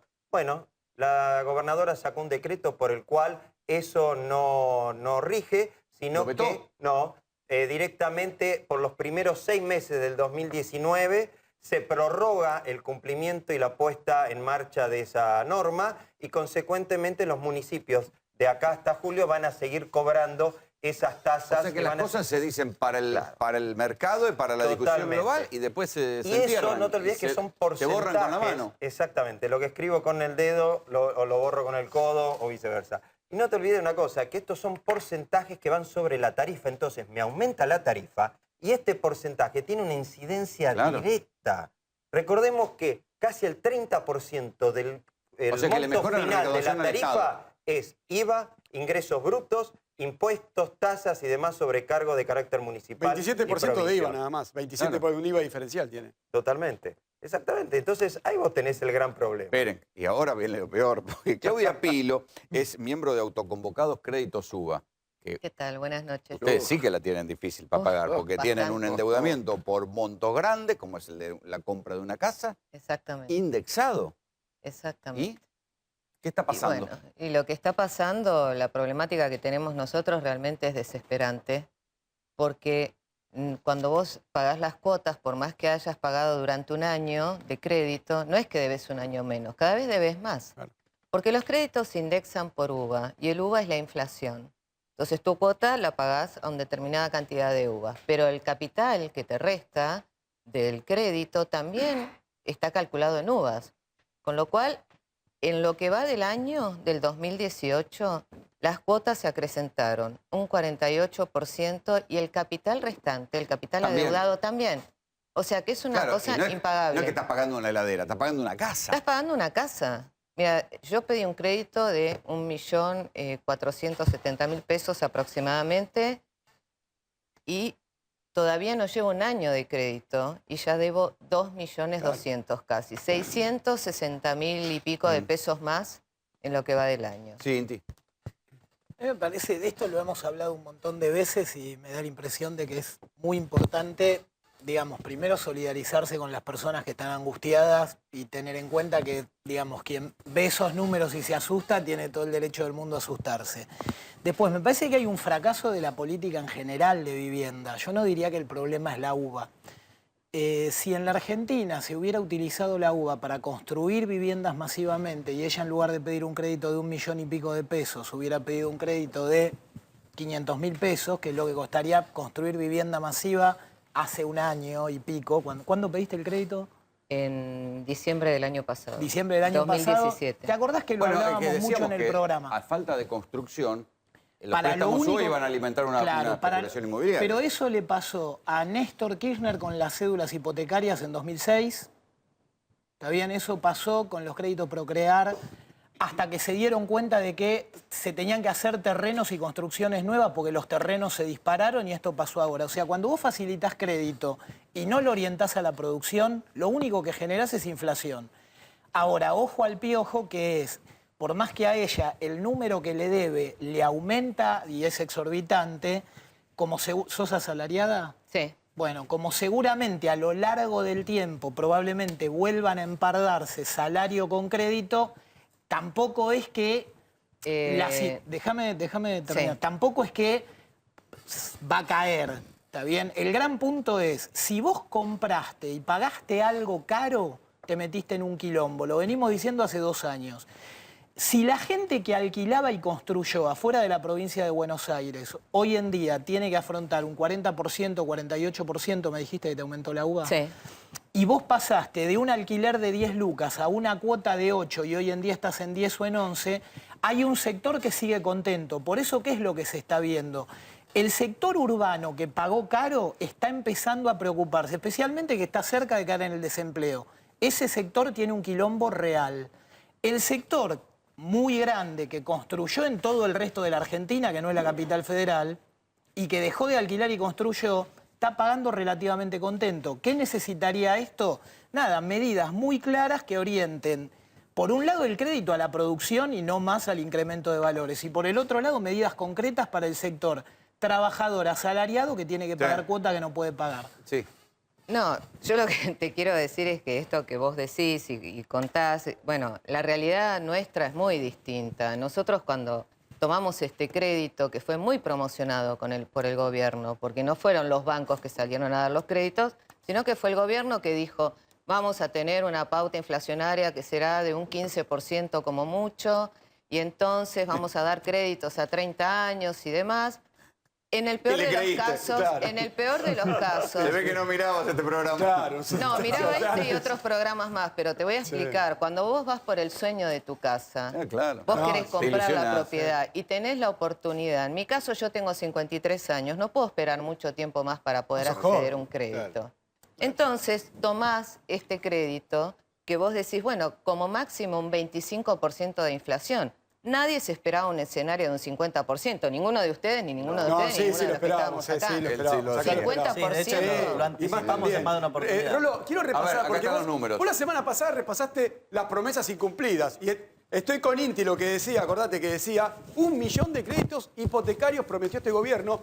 Quedan 823.000. La cuota iba a ser igual que el nadie los alquiler. quiere ya. Igual que el alquiler, y los fondos iban a salir del Fondo de Garantía y Sustentabilidad del ANSES. Esos fondos se están usando para otra cosa, no para un crédito hipotecario. Pero acá voy a repasar el ejemplo de 1 millón de pesos, ¿no? Vos fíjate, Rolo, tomaste 1 millón de pesos, la cuota durante el año 2017 fue de 5.719 pesos, pero a fin de 2017 ya debías 1.273.000.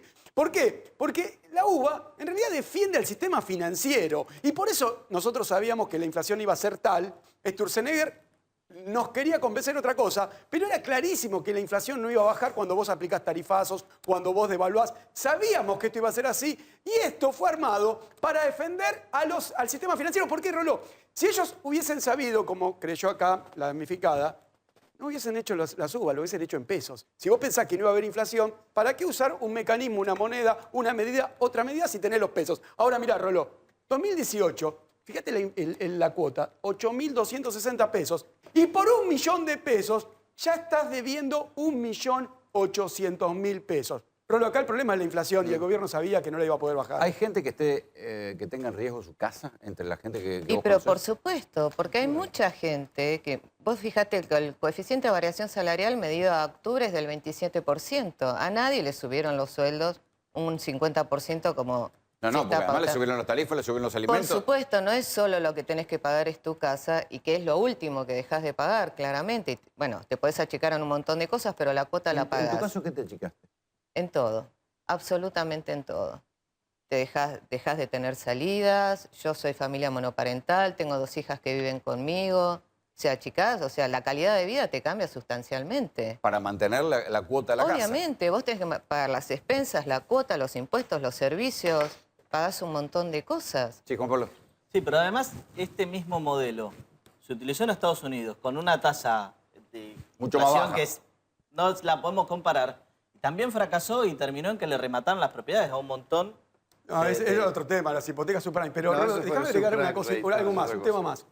Hay 140.000 créditos de tipo UBA, ¿no? Pero 15.000 son empleados públicos nacionales que tuvieron una pauta salarial del 2018 del 12% y Claro. les aumentó el crédito un 48 la 48%. inflación. Por eso te digo, esto es un golpe muy duro para el laburante y sobre todo para el laburante estatal. El que labura en el Estado Nacional con una pauta del 12% está arruinado, Roló. Los empleados públicos, es verdad que hay como temor entre los empleados públicos de no hablar, los que tienen Y la préstamos en UBA porque exposición- dicen, ¿nos pueden sacar? ¿Sabés qué pasa? La exposición es difícil, le cuesta a la gente exponerse, más televisivamente, en un medio masivo donde te pueden ver. Déjame decirte algo que acá todos comentan que esto se sabía, que iba a ser así, que el crédito UBA... ¿verdad?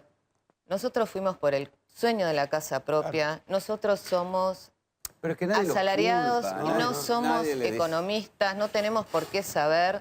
Nosotros fuimos atrás de ese sueño y nosotros lo que estamos haciendo es defendiendo el derecho a nuestra vivienda, porque la vivienda es un derecho. Entonces nosotros estamos defendiendo eso, claramente. Había algunos memoriosos que recordábamos que la última vez que hubo un préstamo hipotecario indexado, calzado contra una tablita de... 1050. Se llamó la 1050. Pero discúlpame que te diga una cosa. Nosotros, cuando íbamos al banco... Yo a dar- mismo iba a sacar un préstamo UBA y dije, Bueno, raro esto. bueno, estarías acá sentada conmigo. Exacto. Tranquilamente. Pero cuando vos ibas al banco, no es que te daban opciones de créditos. No, ya tiene sé que no y había. No. agarrá esto, si no es nada. Entonces, Hubo un enfrentamiento entre Melconian y Sturzenegger. ¿Te acordás? El Banco Nación tenía créditos comunes, digamos, como eran antes, a tasa fija los primeros 3 años y después variable. Y hubo un enfrentamiento ahí entre el Banco Central y el presidente del Banco Nación, que en ese momento era Melconian. Lo obligaron Ojo, a bajar los préstamos a tasa variable. Ojo. Y además, los bancos déjame- planteaban 3 escenarios con respecto a la inflación y el más perjudicial, el primero eran un 15% y el más perjudicial no llegaba al 25%. Exacto, claro, las decían consultoras, como- sí, las consultoras, todas. Te decían un Entonces, en el 25. deseo de la casa propia, en una situación que se planteaba 3 escenarios posibles y el peor no superaba el 25%, yo entiendo. Claro, Digamos, en la ciudad de La porque Plata, los yo viví en La salarios- Plata. Raúl, ¿hay una correlación directa entre la gente que le afecta a su economía y dice, bueno, o el temor de que venga Cristina los hace aguantar y decir, bueno, la culpa es de la pesada herencia? No, yo creo que hay una correlación. Lo de Cristina cada vez está más desdibujado en cuanto a la grieta, a lo terrible, al monstruo. Y además, lo que está empezando a pesar más es una gran decepción con situaciones como la de la señora. No solamente mintieron en la campaña. No, porque ella creyó en algo. Sí, no, pero es que no solamente nos mintieron en la campaña, le mintieron cuando le ofrecieron un crédito UBA indexado, que además, si no me equivoco, está prohibido por ley la indexación. Eso está indexado por inflación. no se puede indexar. ¿Se acuerdan cuando los alquileres eran indexados? El SER. Sí. Bueno, no se puede indexar. Eso, lo que usted menciona, es una deuda indexada. Es ridículo. Y claro, cada vez debe menos uva. Lo que pasa es que cada uva cuesta cada vez más. Entonces. Claro, y aparte, perdón, Pero que la te mentira quiero... afecta. Perdón, señora. Sí. La mentira afecta. La mentira afecta la credibilidad del gobernante. Lo afecta cuando no cumple sus promesas de campaña y cuando hace cosas como esto de los créditos UVA, que todos sabíamos que era una mentira. Está bien, pero ¿se va a volver a encender el aparato de propaganda del gobierno? ¿Van a Sí. volver a inflar los globos amarillos? Sí, y va a seguro, haber una cantidad seguro. de gente que va a Pero volver ¿sabés qué? a Doña pensar Rosa que pueden venir cosas peores. Sí, pero doña Rosa tiene la heladera cada vez más vacía y ella va a deber cada vez más dinero. Y déjame que te diga una cosa, muchos de los hipotecados para acceder a este crédito, que vos tenías que poner un 30% en el caso que no fueran Procrear, que eran un 10%, muchas personas, como no tenían ese dinero, pedían dinero prestado a familiares o sacaban Sí, otros claro, créditos claro. y demás. O sea que tienen doble Vos deuda. imaginate que en el 2017, que el dólar estaba a 15 pesos, variación hubo, ahora claro. debes dólares a 40. O sea, la situación Tiene es... deuda indexada y deuda en dólares. Y deuda en dólares. La situación es desesperante, realmente. ¿Está tan blindada la cosa de las uvas como para que no haya un resquicio judicial para lograr amparos? Mirá, yo creo que podría darse una situación similar a la que fue posterior al corralito y la especificación, en la cual vos tenías todos los créditos en dólares. Digo, lo que vimos todos o lo que más comúnmente se vio era el caso de el ahorrista que fue a recuperar su plata. Pero también se planteó el caso de toda la gente que había tomado deudas hipotecarias en dólares, ¿sí? Y que, bueno, finalmente la justicia recurrió al SER para todos los casos, ¿no? Bueno, acordate también que cuando les iban a rematar los campos, que en una época había un movimiento donde frenaban los remates de los campos. Pero bueno. esto funciona igual que el país, ¿no? Esto funciona igual, idéntico del país. Vos dejás de pagar y después renegociás. Así funciona, es igual, ¿eh? Porque como decía Godoy Vélez, en el año 2001 pasó eso. Muchos que estaban endeudados en dólares dejaron de pagar como lo hizo el país y después fueron a renegociar 2 años después con quita, especificada, 1,40 más ser, menos ser. La cuestión que no terminaste pagando los dólares que debías. Claudia, muchas gracias por venir. Gracias a ustedes por la Muchachos, invitación. gracias por venir.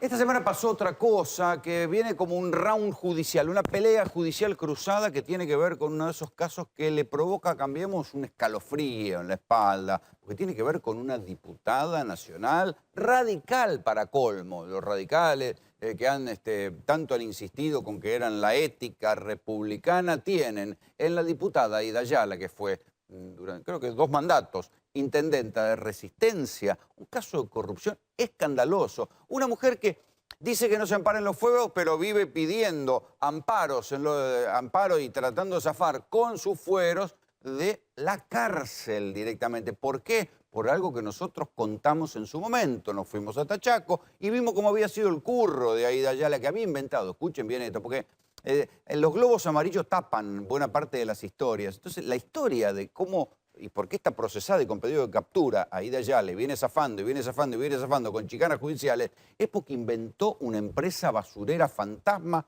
para robarse la plata del municipio de Resistencia, la plata es destinada a la recolección de residuos, hacer un bypass y llevarse, según interpretaron los fiscales, la jueza, la Cámara Federal de Resistencia, llevarse 500 millones de pesos. En su momento, les estoy hablando hace 4 años, porque ahí no había préstamos, no había indexación en uvas. Esto es lo que dice el fallo de la jueza. Le aplicó en estas idas y vueltas judiciales, ¿qué es lo que sucedió?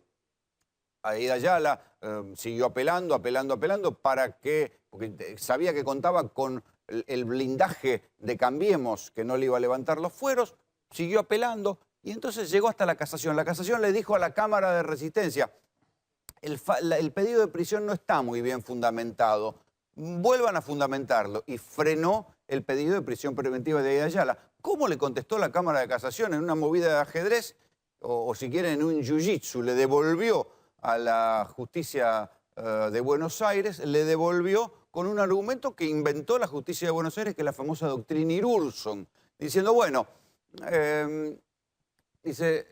considero que su peligrosidad alcanza mayores niveles de consolidación. ¿Qué quiere decir esto? Que en tanto Aida Ayala es diputada y fue funcionaria, pues fue funcionaria del Ministerio de Planificación, puede utilizar su influencia para borrar pruebas o incluso para fugarse. A Aída Ayala le aplicaron la doctrina Irurzun los propios jueces de la Cámara Federal, a los que la casación le dijo, ¿saben qué? Fundamenten mejor el pedido de prisión preventiva. Entonces, ¿qué le dijeron? Así la vamos a fundamentar con lo que dicen ustedes. Si son gente poderosa se pueden profugar y pueden obstruir la investigación. Pero al margen de todo eso, vaya o no presa, yo personalmente creo que no va a ir presa Aída Ayala, el papelón ya está hecho. Claro, esto lo esconden detrás de los globos amarillos y detrás de las discusiones pavotas, pero se quiso robar el presupuesto de la basura de Resistencia.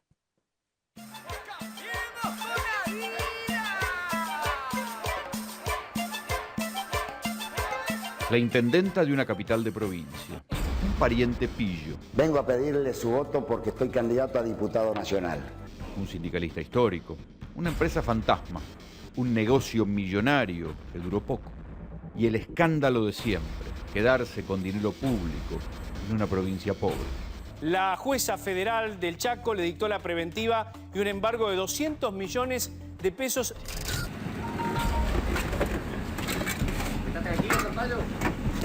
Todos terminaron presos menos la exintendenta que zafó porque ahora es diputada nacional y tiene fueros. Sí, juro. Pero eso no termina con el escándalo de Aída y la empresa basurera fantasma. Es toda una madeja económica, empresaria, política y creo que de saqueo. Asumo con orgullo y por tercera vez consecutiva. La radical Aída Ayala fue durante 12 años intendenta de Resistencia, una de las capitales más pobres de la Argentina. Cambiando cursos con Aída Ayala. Sobre el final de su tercer mandato, poco antes de presentarse como candidata a gobernadora del Chaco por Cambiemos, Ayala decidió cambiar el sistema de recolección de residuos en Resistencia. Ahí entró en escena PIMP Sociedad Anónima, una empresa sin antecedentes ni empleados y con dudosos socios, que ganó la licitación de la basura. Aparecía una señora de avanzada edad, jubilada, y una joven que se dedicaba en ese tiempo al modelaje. La modelo ahora interesada en la basura se llama Fátima Rigacio y resultó ser esposa de Daniel Fischer, alguien a quien la diputada Ayala conoce muy bien. Fischer es un hombre muy cercano a la ingeniera Ayala, era el jefe de campaña de la campaña electoral del 2015. ¿Tenía algún antecedente en el rubro basura? ¿Tenía alguna experiencia? ¿Hay algo serio en todo esto o era solamente un esquema para recaudar plata? No tenía ningún antecedente, fue creado poco antes de que se llamara licitación. Una empresa basurera fantasma, algo nunca visto. En cualquier ciudad las empresas recolectoras de residuos tienen camiones ploteados, talleres, depósitos. PIMP no tenía nada de eso. Su domicilio legal era este galpón vacío. Pero este entramado de 500 millones de pesos al año tenía otros socios. Y como ese dicho que dice que Dios está en todas partes pero atiende en Buenos Aires, quiero llegar al Congreso de la Nación Argentina para con mi historia de lucha poder hablar con Dios y contarle lo que realmente sucede acá en nuestra provincia. Jacinto Amaro Zampayo, líder de los municipales de Resistencia, un sindicalista estilo Pata Medina, con denuncias de patotas y muertes atribuidas. Su esposa y su testaferro.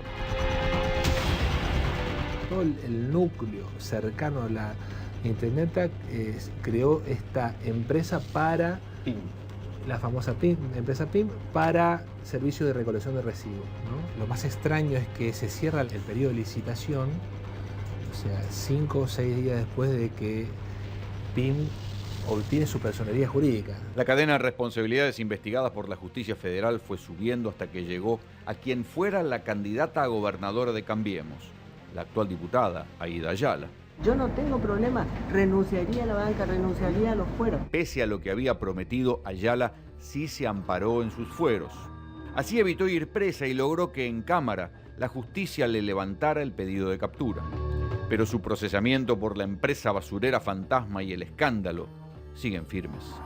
Yo quiero que se investigue y quiero saber de qué se me acusan. Juan Pablo, ¿cómo hay que interpretar esto? ¿Hay como una rebelión? Decir, bueno, ahora se puede aplicar la doctrina Irurzun para los funcionarios en actividad. Bueno, a ver, es una puerta que abrieron y que ahora se puede aplicar a todos los casos de funcionarios. Digo, Se debería si aplicar, un exfuncionario puede entorpecer una investigación judicial, mucho más un funcionario en ejercicio de sus funciones. Y este es el caso de Aida Ayala. Sí, claro. Y además, bueno, aparte de... ahora solo le queda la protección política, no le queda protección judicial, digamos. Y no, ya no la tiene porque tiene, digamos, no solo, como bien explicabas en el informe, tenés confirmado el procesamiento y era la prisión preventiva lo que estaba en discusión, que habían apelado, que vinieron justamente acá a la casación y volvió ahora al Juzgado Federal de Chaco, que confirmó nuevamente la prisión preventiva, les aplicó la doctrina Irurzun, dijo justamente que esta persona bien podía obstruir la investigación, digo, más allá, no hace tanta referencia a la posibilidad de que se vaya a profugar. ¿Cómo? No cuestionan la investigación, solo lo que se está cuestionando es la frutilla del postre, si va o no presa. Sí, porque claro. el hecho de que todos consideraron que está bien procesada por haberse querido robar la plata a la basura. No, las pruebas son contundentes y por eso no hay, justamente, no se revocó el procesamiento. ¿Sí? Acá lo que se apunta es a que no... Evitar ir preso, nada más. Exacto.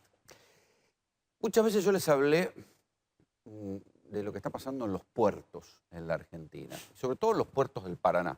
Les vengo diciendo, cuidado, que hay una zona del norte de la provincia de Buenos Aires que, muchachos, es casi Sinaloa. No es exagerado esto. ¿Por qué les digo Sinaloa? Porque piensen que México no produce drogas desde que Estados Unidos le quemó los campamentos y las plantaciones de marihuana a México, dejó de producir y de plantar drogas. Entonces la importan, la traen de Perú, de Colombia, la cocaína que después meten en Estados Unidos. La Argentina tampoco produce drogas, sin embargo es el tercer exportador mundial de cocaína. Entonces, ¿cómo es posible? Porque lo que está sucediendo es que hay varios factores económicos que hacen que la Argentina se haya convertido en un lugar fundamental para la elaboración de la cocaína. Es más barato bajar la pasta base desde Bolivia, desde Perú, vía el Paraná o vía otras rutas a lugares de la Argentina, reconvertirla, ponerle el cloro, convertirla en clorhidrato de cocaína y exportarla. ¿A dónde se la exporta? Al mercado europeo y al mercado asiático. Ustedes dirán, ¿y esto por dónde sale? ¿Sale por los aviones? ¿Sale con los tipos que se ingestan cápsulas de cocaína? No, muchachos, sale por los puertos. ¿Sí? Hoy justamente leía en Infobae un informe de Gustavo Sierra que cuenta cómo las agencias antidroga de Estados Unidos están investigando la triple frontera porque están descubriendo que hay como un efecto embudo, que la droga de Bolivia pasa a la triple frontera, la droga que viene de Perú va por la triple frontera. ¿Ahí qué hacen? La cargan en balsas que son balsas cerealeras, inmensas balsas que no hay ningún escáner que la pueda revisar del tamaño que tienen esas balsas. Esas balsas muchas veces tienen doble fondo y ahí cargan la marihuana, cargan la cocaína y baja por el Paraná hasta que en algún punto, dicen que a la altura de Rosario, a la altura de las costas de Santa Fe, se sacan esos cargamentos y se pasan a otros barcos donde esos barcos ya sí sacan la droga rumbo al Asia o rumbo a Europa o al África, según las escalas. Todo esto, muchachos, no es unas mulas que llevan la cocaína ingestada. Son grandes cargamentos de droga que salen y salen de la Argentina y son los que convierten a la Argentina en el tercer exportador mundial. ¿Cómo se hace esto? Lamentablemente, como en tantas otras cosas, el gobierno que dijo que venía a combatir el narcotráfico no ha hecho gran cosa y no ha puesto el foco lo suficientemente cerca con los sindicatos que trabajan en los puertos. Lamentablemente, porque los sindicatos están para defender a los trabajadores y lo que hay hoy es una severa sospecha de que hay muchos sindicatos que aparecen agrupados en la FEMPINRA, que es la Federación de Trabajadores del Mar. Bueno, está el célebre SOMU del Caballo Suárez. El Caballo Suárez está preso, pero había una naviera vinculada al Caballo Suárez llamada Maruba, a la que le encontraron cargamento de cocaína en Sinaloa. ¿Qué casualidad? Hay cantidad de sindicatos que han perdido la personería jurídica. Esta semana el SUPA, el Sindicato Unido de los Portuarios Argentinos de acá de Capital Federal, directamente perdió la personería, los afiliados se quedaron en el aire. Claro, nunca se le comprobó ninguna acusación de que colaboraran con el narcotráfico, pero habían inventado un curro por el cual el sindicato le derivaba la plata a una ONG y la plata de la ONG se repartía entre un grupo de dirigentes y se choreaban la plata del sindicato. Fue tal el escándalo que la justicia comercial, no la justicia laboral, la justicia comercial dijo, este sindicato se llevaron la plata, está quebrado, está fundido, le sacó la personería directamente. ¿Qué es lo que pasa? Ese sindicato portuario además se hizo célebre porque en su momento, en una de esas había habido una pelea entre patotas sindicales y una de las patotas de la conducción, que ahora fue relevada, habían tirado a un motoquero discapacitado, lo habían tirado por abajo de un puente. Tanta lucha, a tiro, a trompada, a patadas, a palazo, puñaladas, amenazas. ¿Esto es por los ideales de defender a los trabajadores? No, muchachos, porque hay plata en juego. Esto mismo fue lo que nosotros contamos hace un año cuando les contamos cómo funcionaba la mafia del puerto de Zárate Campana. Esa investigación fue el comienzo para que finalmente a esos sindicalistas que tenían causas por amenazas, aprietes diversos, uno de los sindicalistas, Héctor Rojas, figuraba en los papeles asociado a un tipo al cual le encontraron 53 kilos de cocaína, figuraba asociado en una empresa con un ex concejal de Malvinas Argentina que tenía en su casa 53 kilos de cocaína. Bueno, esos muchachos también terminaron perdiendo la personería. El sindicato quedó acéfalo después de tantas denuncias. Ahora, fíjense, no intervino la justicia no hizo nada, ni la justicia de la provincia de Buenos Aires, ni la justicia federal, hicieron un carajo. Los terminaron sacando de la conducción porque consideraron, ¿sí?, que no habían hecho un llamado a elecciones. Entonces, es más fácil en la Argentina que te echen de un sindicato porque cometiste un error de no llamar a elecciones y te eternizaste en la conducción, que porque sos un mafioso y tenés montones de causas, porque las causas se arreglan fácil en la justicia. Un llamado a elecciones, bueno, ya es más difícil de disimular. ¿Quién lo protegía? Lo protegía Jorge Triaca, a la gente de este sindicato de Zárate Campana. Esa nota de la mafia de los puertos fue el comienzo, la primera de las notas en las cuales me empecé a interesar en esto que yo le llamo la Sinaloa del Río. 7 toneladas, casi 8 en este lugar, que venían en este barco, 2 más en otra parte del río. Desde hace un tiempo se sabe que la hidrovía es la gran autopista del narcotráfico en la Argentina. La hidrovía es un agua internacional que la Prefectura Naval Argentina no puede subir a un barco cuando éste solamente está transportando mercadería. A comienzos de año, por ejemplo, 10 toneladas de marihuana fueron decomisadas en un barco de bandera paraguaya que había hecho escala en Zárate.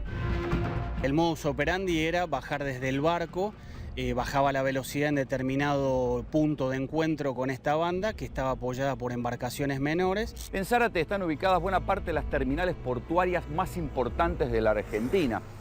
La mayoría de los autos que entran o salen al país lo hacen por acá, por Zárate. Hay también terminales portuarias especializadas en cereales, pero en Zárate hay una mafia además, la mafia de los puertos. Estos comportamientos mafiosos en un puerto por donde pasa tanta droga incluyen tiroteos, palizas, amenazas y sindicalistas enriquecidos en un par de años. Sin embargo, hasta hoy fueron ignorados por la justicia y los acusados ni siquiera fueron citados a declarar. La droga llega a Zárate y desde aquí se distribuye fundamentalmente hacia el conurbano bonaerense. Esta es tu camioneta baleada. Mostrame los tiros. ¿Cuánto te pegaron? Esta es la secuela de los mafiosos que tenemos acá en la zona norte. ¿Crees?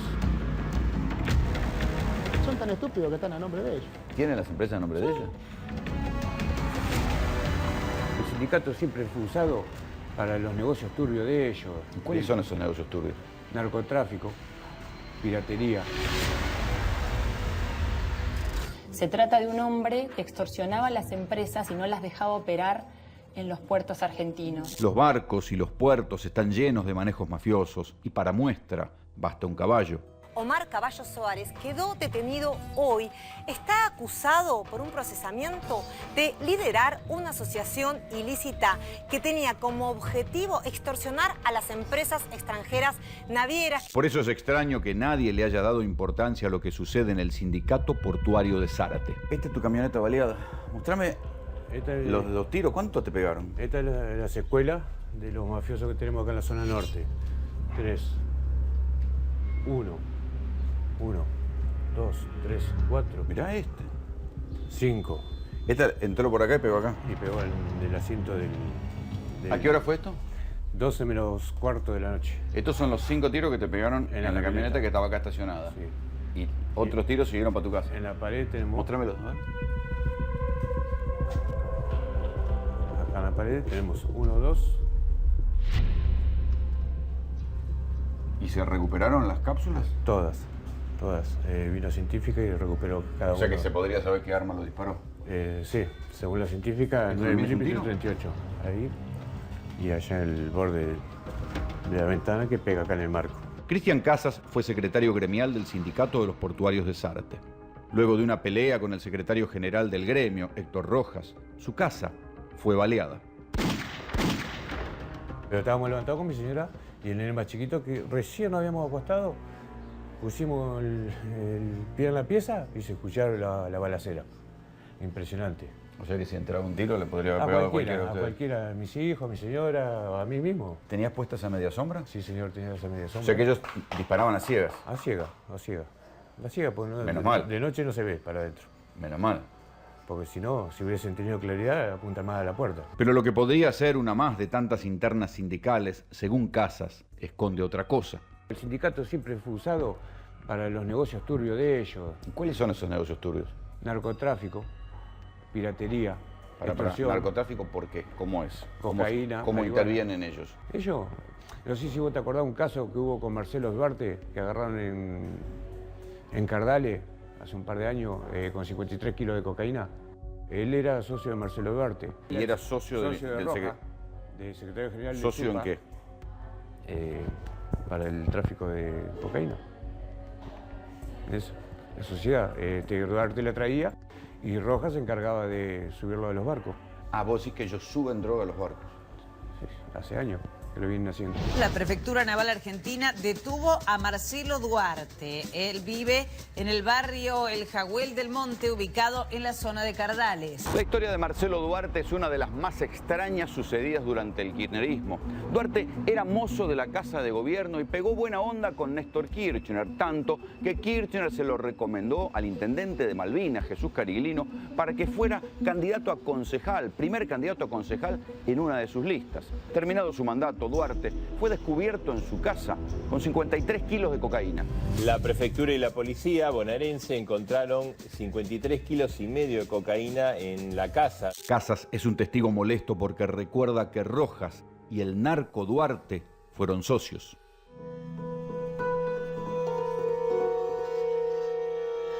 ¿Cuál es el mecanismo? ¿Cómo lo hacen? Con vehículo por lancha, los ponen a los costados de los barcos y ahí los suben.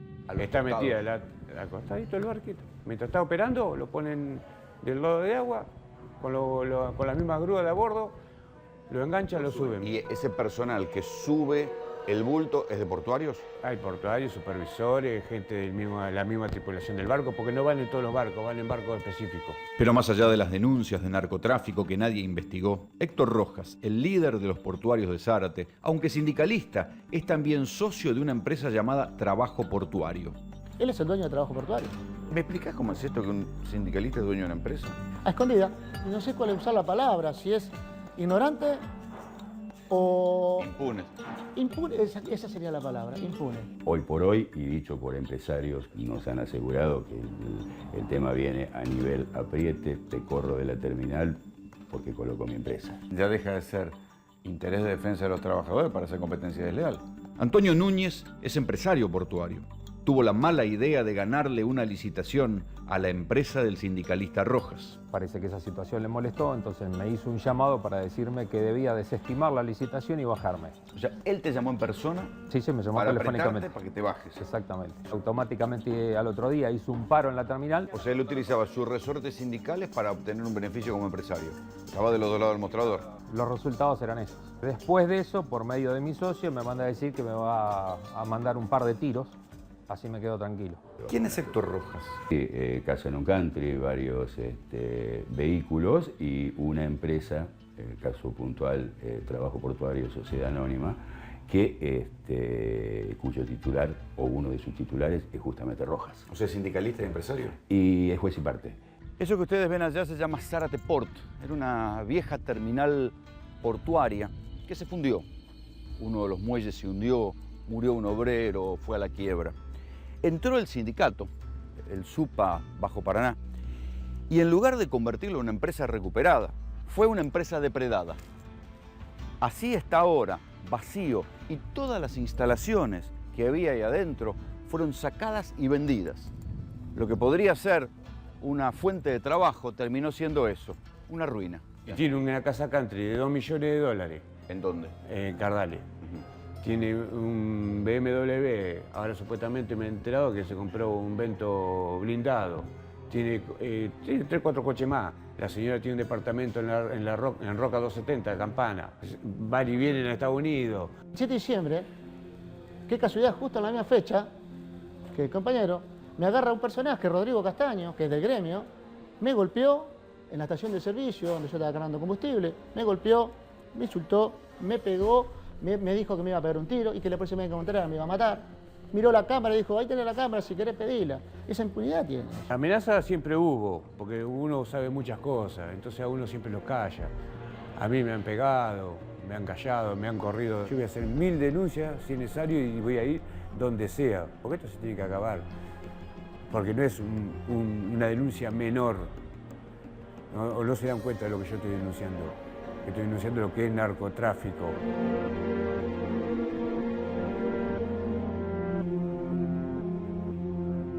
En un par de años hubo 38 muertes vinculadas al narcotráfico en la zona de Zárate Campana. No son muertes menores, no son muertes vinculadas al narcomenudeo, muchachos. Son muertes vinculadas al narcotráfico grande, a lo que se sube a los barcos y se saca para Europa o se saca para el Asia. ¿Sí? Vinculados a esto que nosotros le estábamos contando ahí, de lo cual solamente conocemos una pequeña parte, porque el resto se ignora. La justicia federal no investiga nada, no encuentra nada. Recuerden que ahí, en la zona de Zárate, es donde apareció en una clara venganza mafiosa, muerto, un señor italiano de apellido Piva, a quien le metieron unos cuantos tiros por la espalda, evidentemente porque ese señor quería hablar de algo molesto, y así le explicaron que lo que hacen los mafiosos con los traidores. Y no los quiero aburrir con el listado de muertes porque en algún momento va a valer la pena que se los cuente más detalladamente. Pero quiero aprovechar que lo tengo acá a Gustavo Rodríguez, el secretario general del SUPA Campana. ¿Vos tuviste enfrentamientos con esta gente? ¿Con la gente de Rojas? Efectivamente. ¿Cómo te fue? Bueno, en 2010... ¿Ganando o perdiste? En 2010 nos pagaron vacaciones, aguinaldo y algunos premios más y el bono que firmó Macri ahora también. Así que o sea, cobramos.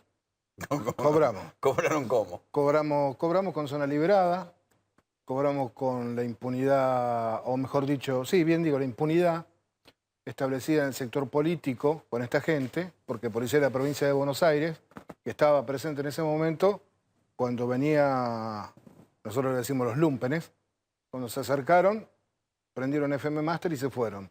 Y Prefectura... O sea, venía la patota de los portuarios de Rojas, sí, y contra vos, que sos portuario de Campana, y la policía se borró. Se borra y Prefectura Naval Argentina, que es una fuerza federal, se metió dentro de la terminal TZ. O sea que no hubo un Mariano Ferreira ese día de un puro milagro. ¿Venían armados? Y algunos tiros tiraron, ¿eh? Hubo varios compañeros con heridas de perdigones, de balas. De hecho, fíjate la impunidad, que ni siquiera los compañeros pudieron solicitar el precario médico porque había una orden política de que el hospital... ¿El hospital no les daba pelota? No. El hospital de Campana, por ejemplo, que es donde nos atendimos nosotros, no entregó el precario médico para que no pudiéramos hacer la denuncia ante la Fiscalía. Es grave. Es bastante grave. Por eso te digo la connivencia entre el poder político y estos muchachos, ¿no? ¿Qué era lo que estaba en disputa? En realidad, nosotros como Supa Campana siempre entendimos que el corredor portuario Campana-Zárate-Lima debería tener las mismas condiciones de trabajo, de igualdad de condiciones. No solamente de condiciones de jornada, sino también económicas. Bueno, si vos vas a Campana, los compañeros de Campana ganan un determinado dinero bajo ciertas condiciones. Si te vas a Zárate, ya los compañeros ganan otra plata bajo otras condiciones. Menos.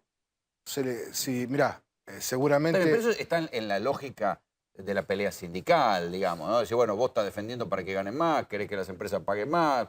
Pero, acá se está hablando de otra cosa, que estos tipos estaban en otro negocio. Bueno, un laburante portuario, si lo dan vuelta, si lo amenazan o si se prenden la joda, ¿puede ser un engranaje fundamental del cargamento de los barcos con droga? Sin duda lo es. Sin duda lo es. ¿Por qué? Explicarle a la gente. Yo en mi vida me subí a un barco de eso. Para que pueda subir la droga, como lo detallaba justamente el número 2 de Rojas, que es Cristian Casas, que muy bien lo declara, narcotraficante, la droga tiene que ingresar o por dentro de la terminal o por fuera, según los dichos de Cristian Casas y de muchos más, ¿no? La droga ingresada por agua, por lancha... O sea, se acerca a la lanchita y la revolea los paquetes. No, no revolea ningún paquete. El guinchero de a bordo levanta el paquete. Pesca. Pero son paquetes grandes. Son paquetes grandes. Y nadie lo ve. Y aparentemente son ciegos... De noche. Ponele que lo hagan de noche. Son operarios especiales, porque son ciegos, sordos y mudos. O sea así como doy un ejemplo siempre, ¿cuánto puede tardar Rolando Braña vendiendo droga en la calle sin que la policía se entere? Nada, ¿ok? Bueno, lo mismo sucede acá. Entonces, por eso nosotros decimos que hay una connivencia del poder político en su momento y obviamente de la justicia y también de las fuerzas federales y demás, ¿no? Porque si no es imposible que esto pudiera suceder y moverse con la impunidad que se mueve, la verdad... Gustavo, muchas gracias por venir. No, gracias por favor. tu testimonio. Y así nos vamos. Esto fue GPS. Le agradecemos a la gente de los paquetes de Hernán que nos manda comida para que podamos aguantar hasta esta hora. Nosotros nos vemos el viernes que viene. Chao.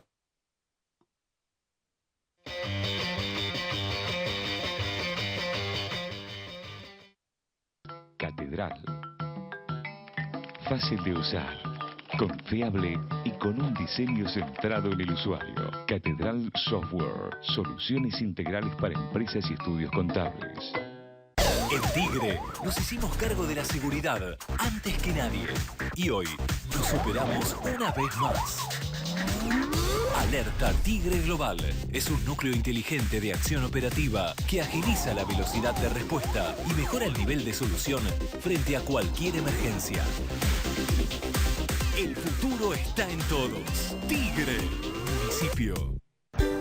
Directo a escenarios inolvidables. Tenés preparado el mejor momento. Venite a San Juan.